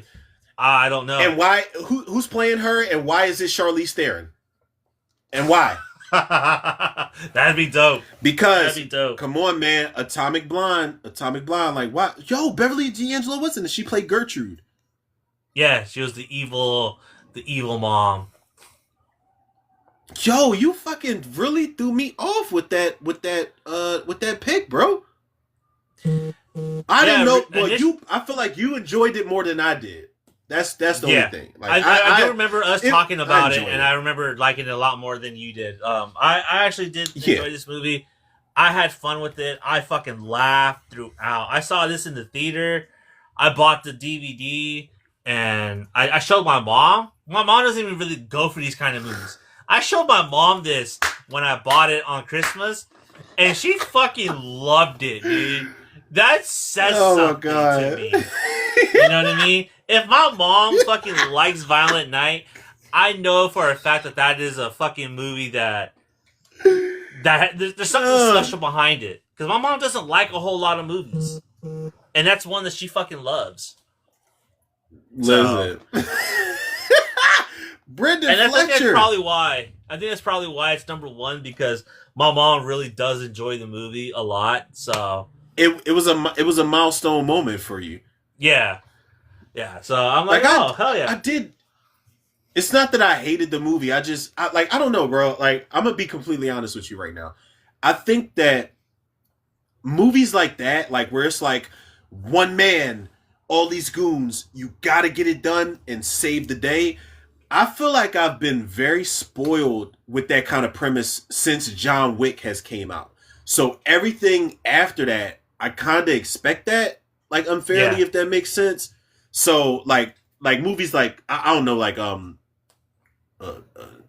if we're talking Christmas movie, Silent Night with the John Woo movie with Joel Kinnaman, the silent film, that is John Wick level up, but that was John Woo, like, oh, these motherfuckers ain't. I came up with this shit originally. Yeah, like, I got it. I'm the granddaddy of it all. I'm the Alfred Hitchcock of this action shit, and y'all not gonna make me, And he really did a good job with with Silent Night. But I think that just, I guess I expected too much of some John Wick type of business in Violent Night, and when I came out of it, I was like, all right, cool. But like the fact that y'all love that shit the way y'all do, that's cool, because I forgot how many people were in this cast. Like, I forgot Brendan Fletcher was in this movie, and I feel bad about it. Because Brendan Fletcher's a really underrated actor. I think Brendan Fletcher should get all the praise and accolades for everything that he's been in from the moment. Like, Brendan Fletcher was in, like, fucking Goosebumps or Erie, Indiana, or whatever the fuck it was. And he was in that straight-to-video movie Trucks, like the Maximum Overdrive. Oh, yeah, he was in Trucks. And I'm like, the first time I saw Brendan Fletcher, he was in that MTV, that biopic movie about that hate crime, where he was one of the people that committed that hate crime against, I think, Matthew something. I forgot the dude's name. Recipe shout out to the guy. Matthew Shepard. There you go. Thank you. Yeah, Matthew Shepard. Recipe shout out to Matthew Shepard. But that was the first time I saw Brendan Fletcher, and I was like, wait, this dude's intense. Then I saw him in, like, fucking Freddy vs. Jason and Leprechaun Origins and Rampage and shit. He hasn't had the best filmography, but that motherfucker is working. So you gotta give him credit. I do be putting in work, though, I'll tell you that. He be putting in work. Like, you gotta give him credit. Damn, yo, you picked Violent Night. Yeah, yo, I'm shocked. I'm not gonna lie, bro. I am shocked. I am shocked. Like, I work Christmas. I work this next Christmas week, so that's definitely going to be a movie that I put on at work, because that was a fun movie. I had a blast with it. All right, what's your number one Christmas movie? Well, my number one Christmas movie should come to no shock to anybody that knows better. Fuck all the pleasantries. My number one Christmas movie is going to be Home Alone. Home Alone is a movie that this movie had me in such a chokehold that I was locked in when the trailers pulled up before the movie started, when I watched the VHS. And I can tell you exactly what trailers were on there, because there was a Pepsi trailer where the black kid from the Parenthood, and I forgot the other kid's name, they were like, what makes you cool is your attitude, your inner self. And then they played this fucking rap music, and then they was like dancing and shit. And then the girl pulls up on him next to the skateboard, and she's like, got a Pepsi for me? And then he gives her a Pepsi, and then his friend's like, who knew? And then after that, there's a trailer for Fern Gully. But then after that, we get into Home Alone, and I was like, wow. I was already hooked on those two, but you're giving me the feature presentation right now. And then when I remember first seeing Home Alone as a kid, I was like, I want to be Kevin McAllister. I want to be him. I don't care if the family shit ain't right. I want to set up these traps. I want to have the house to myself. I want to eat marshmallows and ice cream and syrup and all this nasty shit that he had going on. This motherfucker was living had bubble guts, bro. For real. That's a deleted scene. That's a movie in itself right there. What was Kevin's insides like after he ate all that shit? Remember, he was eating corn chips. He was eating ice cream, marshmallows, syrup on top of it. He ordered pizza, a lovely cheese pizza just for me. Like, listen, this was my first, even though I was not Kevin McAllister. When I was a kid, this was my first experience being at home by myself. Because I was like, wow, is this really what it's like? But even as a kid, I start to wind down because I'm like, wait, like when Kevin starts to miss his family, I was like, damn, am I going to miss my family like that? Like, oh no. But I really, really was into what I was like, yo, like, come on, yo. Come on, are we home alone? Like, if we're not home alone, who's coming here? And what are the traps? And who are these side characters? Who's this girl who's this Santa Claus that's giving out Tic Tacs? And do you molest children like Harvey Weinstein and Kevin Spacey? Or what do you do? Like, what do you do? The girl that was in the market that charged him $19.83 for all those groceries that fell out of his bag. I was like, this movie has so much going on that as a child, I was so fascinated with everything that was happening. And I was just like, wait, man, like Macaulay Culkin, there's no way you can still be a child and have this level of responsibility on your hand. But I was like, damn, if you want to get left alone in the house, this is what you got to deal with. And I think that this movie kind of was like definitely, like a study guide for us back in the day, man. Against our will, but I do think it was a study guide of some kind. Going up against all of the bullshit that we go up against in the day.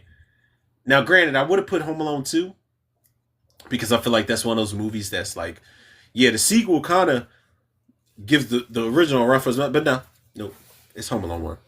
It's Home Alone 1. It is, for sure. Always and forever. Heat wave. Yeah, I don't know, man. I don't know. I know. I don't know how I feel about Home Alone. I don't know how I feel about it, honestly, nowadays. I saw that. Okay, so we got comments from the viewers, and they also dropped in. So love it. Breed the Loxtus said, if we're talking cartoon movies, I got the 1986 classic Santa Bear's First Christmas. Gremlins for live action.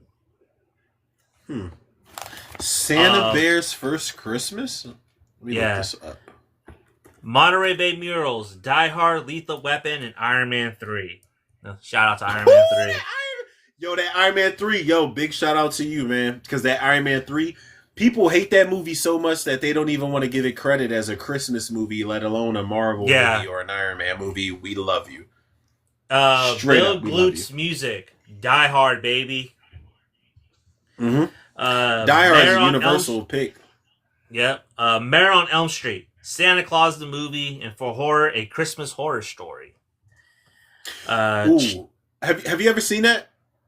No, I have not seen it. Is that the one with Santa Claus fighting the Krampus on the cover? Is that one? On the cover, yeah. Yeah. Yeah. They look my girl, like Kong and my Godzilla. girl had me. My girl had me watch that shit, and she fell asleep. But when she fell asleep, I was still up watching it, and I was like, "Wait!" I was like, "Uncle Phil from Bel Air." I was like, "You're in here," and then at some point they lost me, so I never finished it. But I let her know. I was like, "Look, babe, like you gonna have to stay the fuck up if we gonna finish this movie because I have no intentions on it."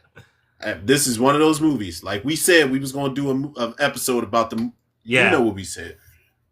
But go ahead, Chicken George. Chicken George, 8-Bit Christmas. Ray McGuff. My favorite is Die Hard, but comedy-wise, I go with Trapped in Paradise. Kevin Ace, Bad Santa. He said... I'm on my fucking lunch break, okay? That's the funniest scene. That's the funniest scene of all time, like, for me. Like, that is probably one of the top 5 funniest scenes I have ever seen in my life. Because he was just warning her, because she's like, look who it is, baby. And Santa, he's like, oh, fucking great. He's like, fucking great. And he's just like, you don't pick up on the vibes? And he's like, I'm on my fucking brick.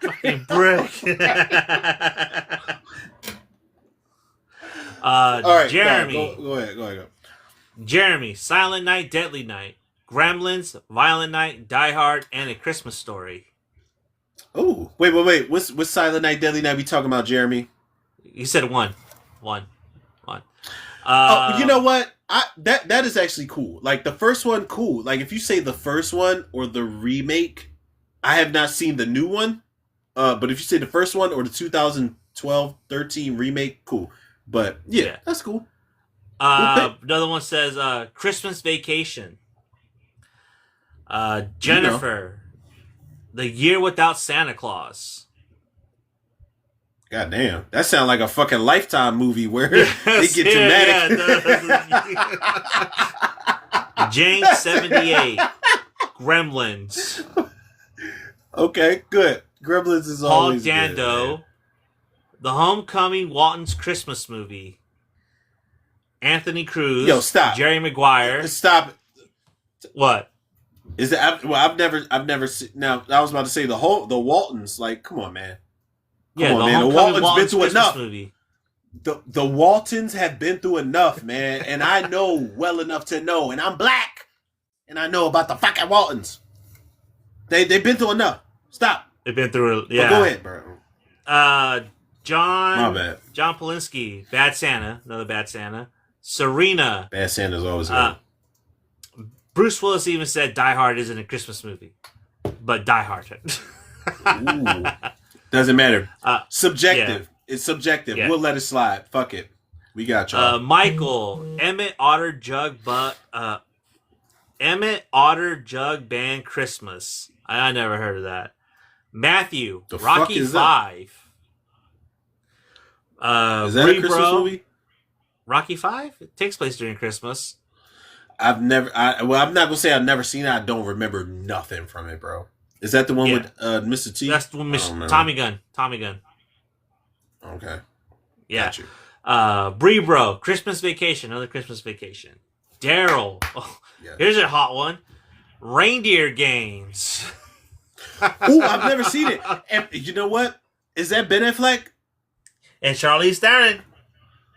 Yeah, and I heard that it was a really good Christmas. Is Gary Sinise in that too? Let me check. Hold on. Hold up. I've never seen the movie either because me neither, I was just bro. Not a fan of I was not a fan of Ben Affleck. You fucking hater. You fucking hater. Oh yeah. Gary, yeah, this is it. This is the one. Gary Sinise. Because I was about to ask you, was Gary Sinise in here? Yep. Charlize Theron, Ben Affleck. So Ben Affleck basically gets somebody else's identity or whatever. Oh, we got Isaac Hayes in the movie? You a Ben Affleck hater, man. Who knew? Danny Trejo. Clarence Williams III? What? You liar. Dennis Fiona? Where's he at? Oh, he is in there. He plays Merlin. Fuck. Yo. And Ron Jeremy. Don't skip over that, even though he's a piece of shit rapist son of a bitch. First of all, Ron Jeremy, you deserve to be in jail because you got pussy for a living. So for you to fall down on pussy charges, you are the dumbest type of motherfucker that the world has ever known, my boy. You're stupid. You're dumb. You're dumb, foolish boy. Yeah, I don't know. This is actually kind of a good cast, honestly. I don't know if I would want to sit through this for fucking 2 hours though, but goddamn. It was 2 hours long. I don't know, man. Now, I like this cast, bro. That was a really good pick. Wait, who picked that movie in their list? Daryl. On their list? Daryl, yo, shout out to Daryl. That was a really good pick. I've never seen this movie, but I've always wanted to see it, and watching this trailer on IMDb is even more incentive. So thank you for that, man. Be everybody for everybody's picks. Yeah, we got more. Thank you for chiming in. Yo, you be having the works, bro. They send them. Yeah. I got some honorable mentions. Well, have you finished the Yeah, that was the last one. that Reindeer Games was the last one. Daryl. Oh, okay. So y'all don't love us how we think y'all love us. So fuck y'all. Hey, at least they're chiming in. At least they chiming in. Like, no, I'm joking, man. No, I'm joking, man. Listen. The fact that y'all we didn't always have this. Y'all got to understand something, man. We didn't always have this. Like we would start off and we would do the episodes and we would close out. Like we didn't always have Johnny, like reading off list of shit that people would want shouted out on our episode. We didn't always have that. So the fact that we got that now, like y'all keep doing that, man. We appreciate y'all and we love y'all for that, for sure. Like my honorable mentions. Shit, I feel like did I have some on here? My honorable mentions, I got This Christmas, which might ruffle some feathers because I know how everybody feels about Chris Brown, and I know everybody's torn, and they're like, "Oh, well, he makes good music," but it's like, yeah, he still did what he did. Does he though? Just saying. Listen, no, he makes. I cannot take that away from him. He makes good music. He makes great music, but I cannot. I will not now. He didn't pee on no girls.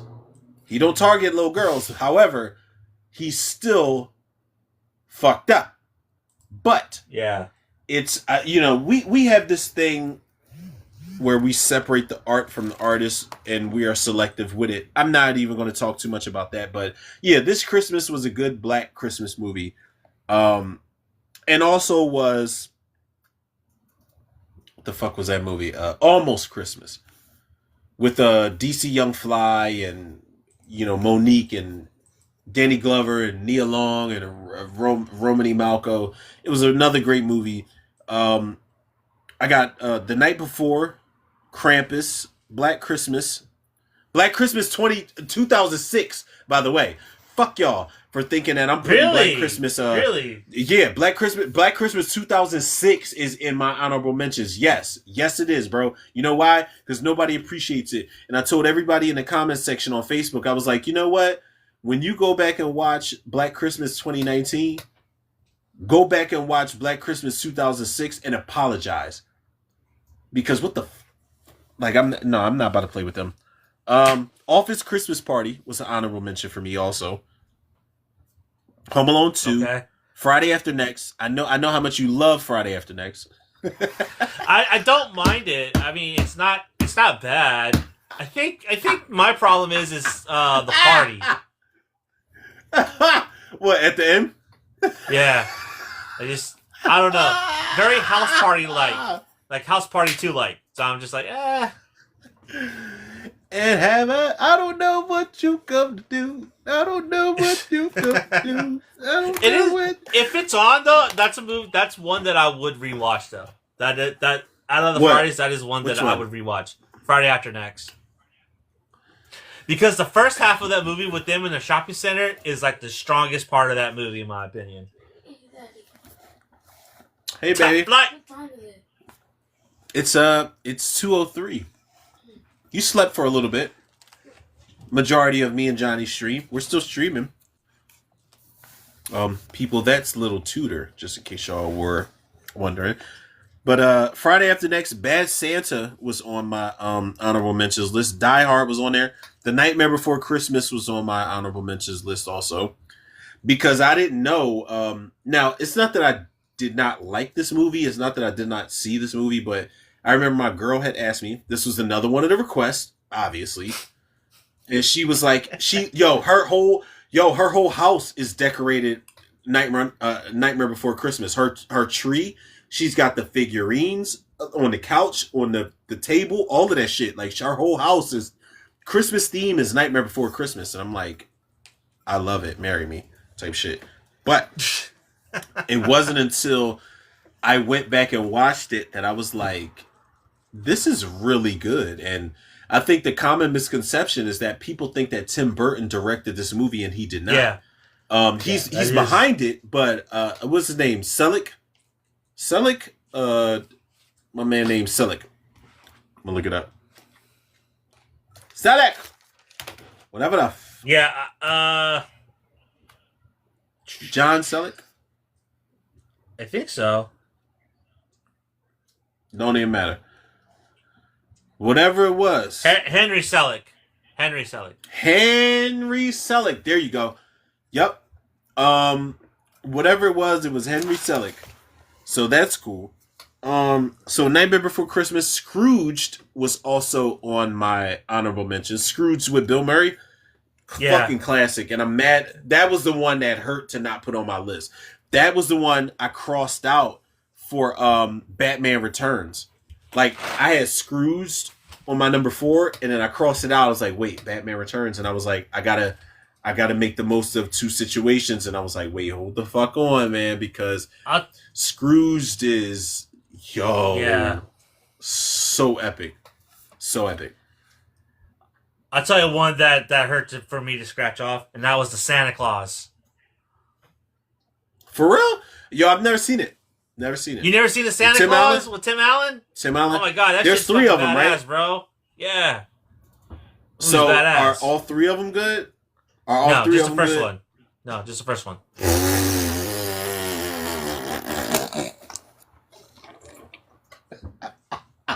Listen, just the first one. No disrespect to Tim Allen. I just spit all over the goddamn place. No disrespect to Tim Allen. We would love to have you on the show, sir. Who directed the Santa Claus? Come on now.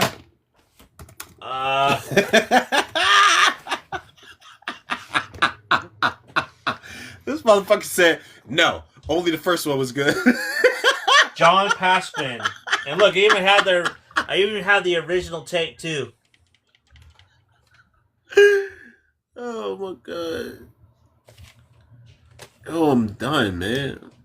All right, Home Improvement. So he likes dealing with Tim Allen. And then I have Terrifier 3, Black Christmas, 1978, The Grinch, Die Hard 2, and A Flintstones Christmas Carol. Wait, that's a thing? Yeah, it was a TV movie. It's where Fred play the Bedrock is putting on the play for the Scrooge, and Fred is he's the star, so he's getting an ego, and he's like driving everyone crazy. And while during the play, he's actually having visions of the ghost coming to him. It's awesome. This is animated. Yeah. Frank Welker does the voice of Marnie. John Rhys Davies does the voice of Charles Brickens. Rip Taylor does the voice of Venus Flytrap. He said he's uncredited, though. But John Rhys Davies, he's like, listen, man, Harrison wants me to do this movie. I don't even want to do it. Let me do this instead. I got it. Let me do this instead. Well, I think that cut it. That wraps up our show for today. Actually, for the year. This is our last stream of the year. We'll be back in January. Let's see. January what? Locke said we all float down here. Yes, we do. Yes, we do. Listen, 17. Thank you, Locke, for tuning in, man. Locke actually, that dude, that motherfucker's got. Listen, follow him on here because that motherfucker's got bars. Oh, so you're familiar. Yeah, I know. I know, bro. I see the videos, homie. I share and post them. Zuko, let's go, man. We are all one dysfunctional fucking family on here, man. I love it. Love it. I'm ready to put you on like, yeah, man. Well, this dude does music, and you're like, yo, I already know, bro. Don't even shut the fuck dude up. Got bars. Dude can spit. Dude can spit. Yo, I fucking fine. He made me his movie bars make me want to start writing again. Like honestly, I'm not gonna lie. I was about to write a fucking a remix to you know that Kehlani Folded song that's out right now. I was about to write a remix to that shit at work, bro. I'm not even gonna lie. I was about to be like, hold on, but I was about to do it with all. Listen, and there was another joint I was gonna write where I was like, I'm about to use all Sinners punchlines out here. Like I really was trying to like. I didn't want to be corny, but I was like everything that I was writing. I found myself like incorporating with sinners. And I was just like, yeah, I don't know if you want to do this, but I was like, well, fuck it, why not? Ain't nobody else doing shit and saying shit. Everything else is yeah. Like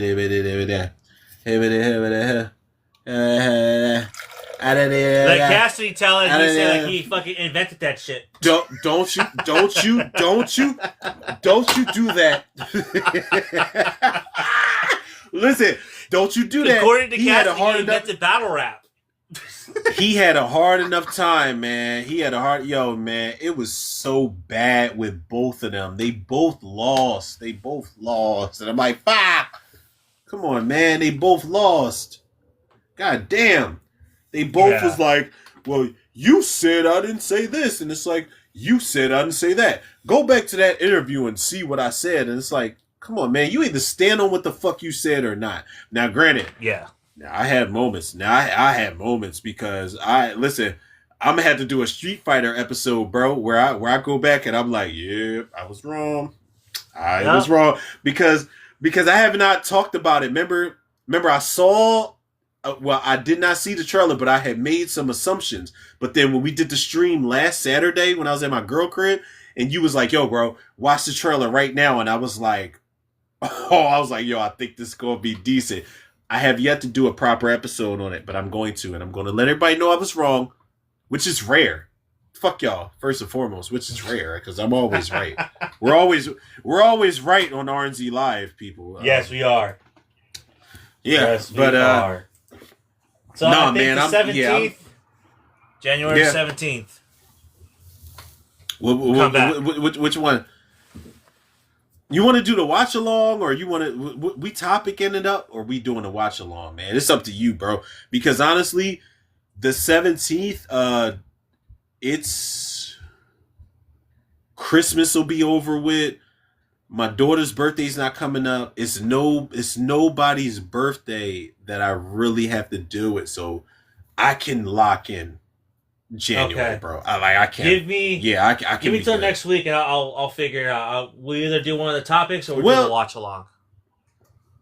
We'll figure it out. I mean, either one is gonna work. Either one is gonna slap either way, bro. Okay. So it's really no big deal, man. Take your time on that. I'm just saying, like Christmas has burned me out, bro. Like I'm very glad that the kids got what they want and I got everything out, like all this shit. But then it's like, all right, January is the only breathing room I really have because February, Valentine's Day. I got to make up for last Valentine's Day. I already had a conversation with my girl. I was like, yeah, babe, I'll make up for last Valentine's Day. I got you. So I got to make up for that. March, I'll probably be able to chill. And then April, it's my daughter's birthday, her 11th birthday. So it's like, all right, I'm trying to, it's crazy. Okay. Like you map out how you do and don't have to do certain shit. But whatever. It'd be what it be, bro. That's how you got to do it, man. You got to map it out. So that way you don't double book yourself or burn yourself out. You pace yourself. Yeah, true. And this girl, she don't give a fuck. Like I can tell her she's still asleep. I can tell her like, for your birthday we going to Wally World from Christmas vacation. All right, Daddy. All right, whatever. I don't even care. All right, cool. Well, what's the equivalent of Wally World to Pennsylvania? Is it Philly? Hershey Park? In Philly? Shit. Yo. Hershey Park. Yo, listen. It might be, because, from what I remember, Hershey Park was the last amusement park I've been to, and it was really shitty the last time I went, bro. Like, the log ride, stupid, shitty ass, not exciting at all. There's a shit ton of chocolate everywhere, but there's a log ride for every bullshit thing that you want to do and move around to. Now out here, if you want to go somewhere, you go to Six Flags, you go to Dorney Park. Those were the main two. But Hershey Park was like, it was a different, back in the day, it was really great. Like, I'm not gonna lie. My mom took us to Hershey Park back in the day, when we were kids, and it was so fucking amazing. Like, you go to the sweet factory after the fact, and you get all of this candy and shit, and you weigh it, and you get all this candy for a certain amount of price. But it was like, you go to Hershey Park now, and it's just like, yeah, no, this is damn. You in the log ride, like it went downhill like that. Damn. Mad, yeah, you mad as shit in the log ride, like fuck. I saw Hershey Park on American Dad, bro, and I was like, oh my god, I want to go there now. Listen, no. You're better off going to Six Flags or Dorney Park. If you're doing something in Pennsylvania, you're better off doing that. Hershey Park, it's not looking good right now. It's not looking good right now at all. This motherfucker was about to shoot himself in the chin. What the fuck is this? What are you watching, bro? I didn't put this on, man. You know I be having a bunch of random shit going on in the background, but this was La Brea. Oh, like on Tubi. Yeah, on Tubi, man. And then it went. And then I clicked straight on Anaconda's The Hunt for the Blood Oreo. Y'all mind y'all motherfucking business out there, okay? All right. Well, we're gonna call it for right now. We'll see you guys back on the 17th. We'll either be doing a watch along or a topic. Either that, stay tuned, and we will see you next year. Happy holidays, happy New Year's, stay safe. Happy holidays, and we want to see you back next year. All right, peace.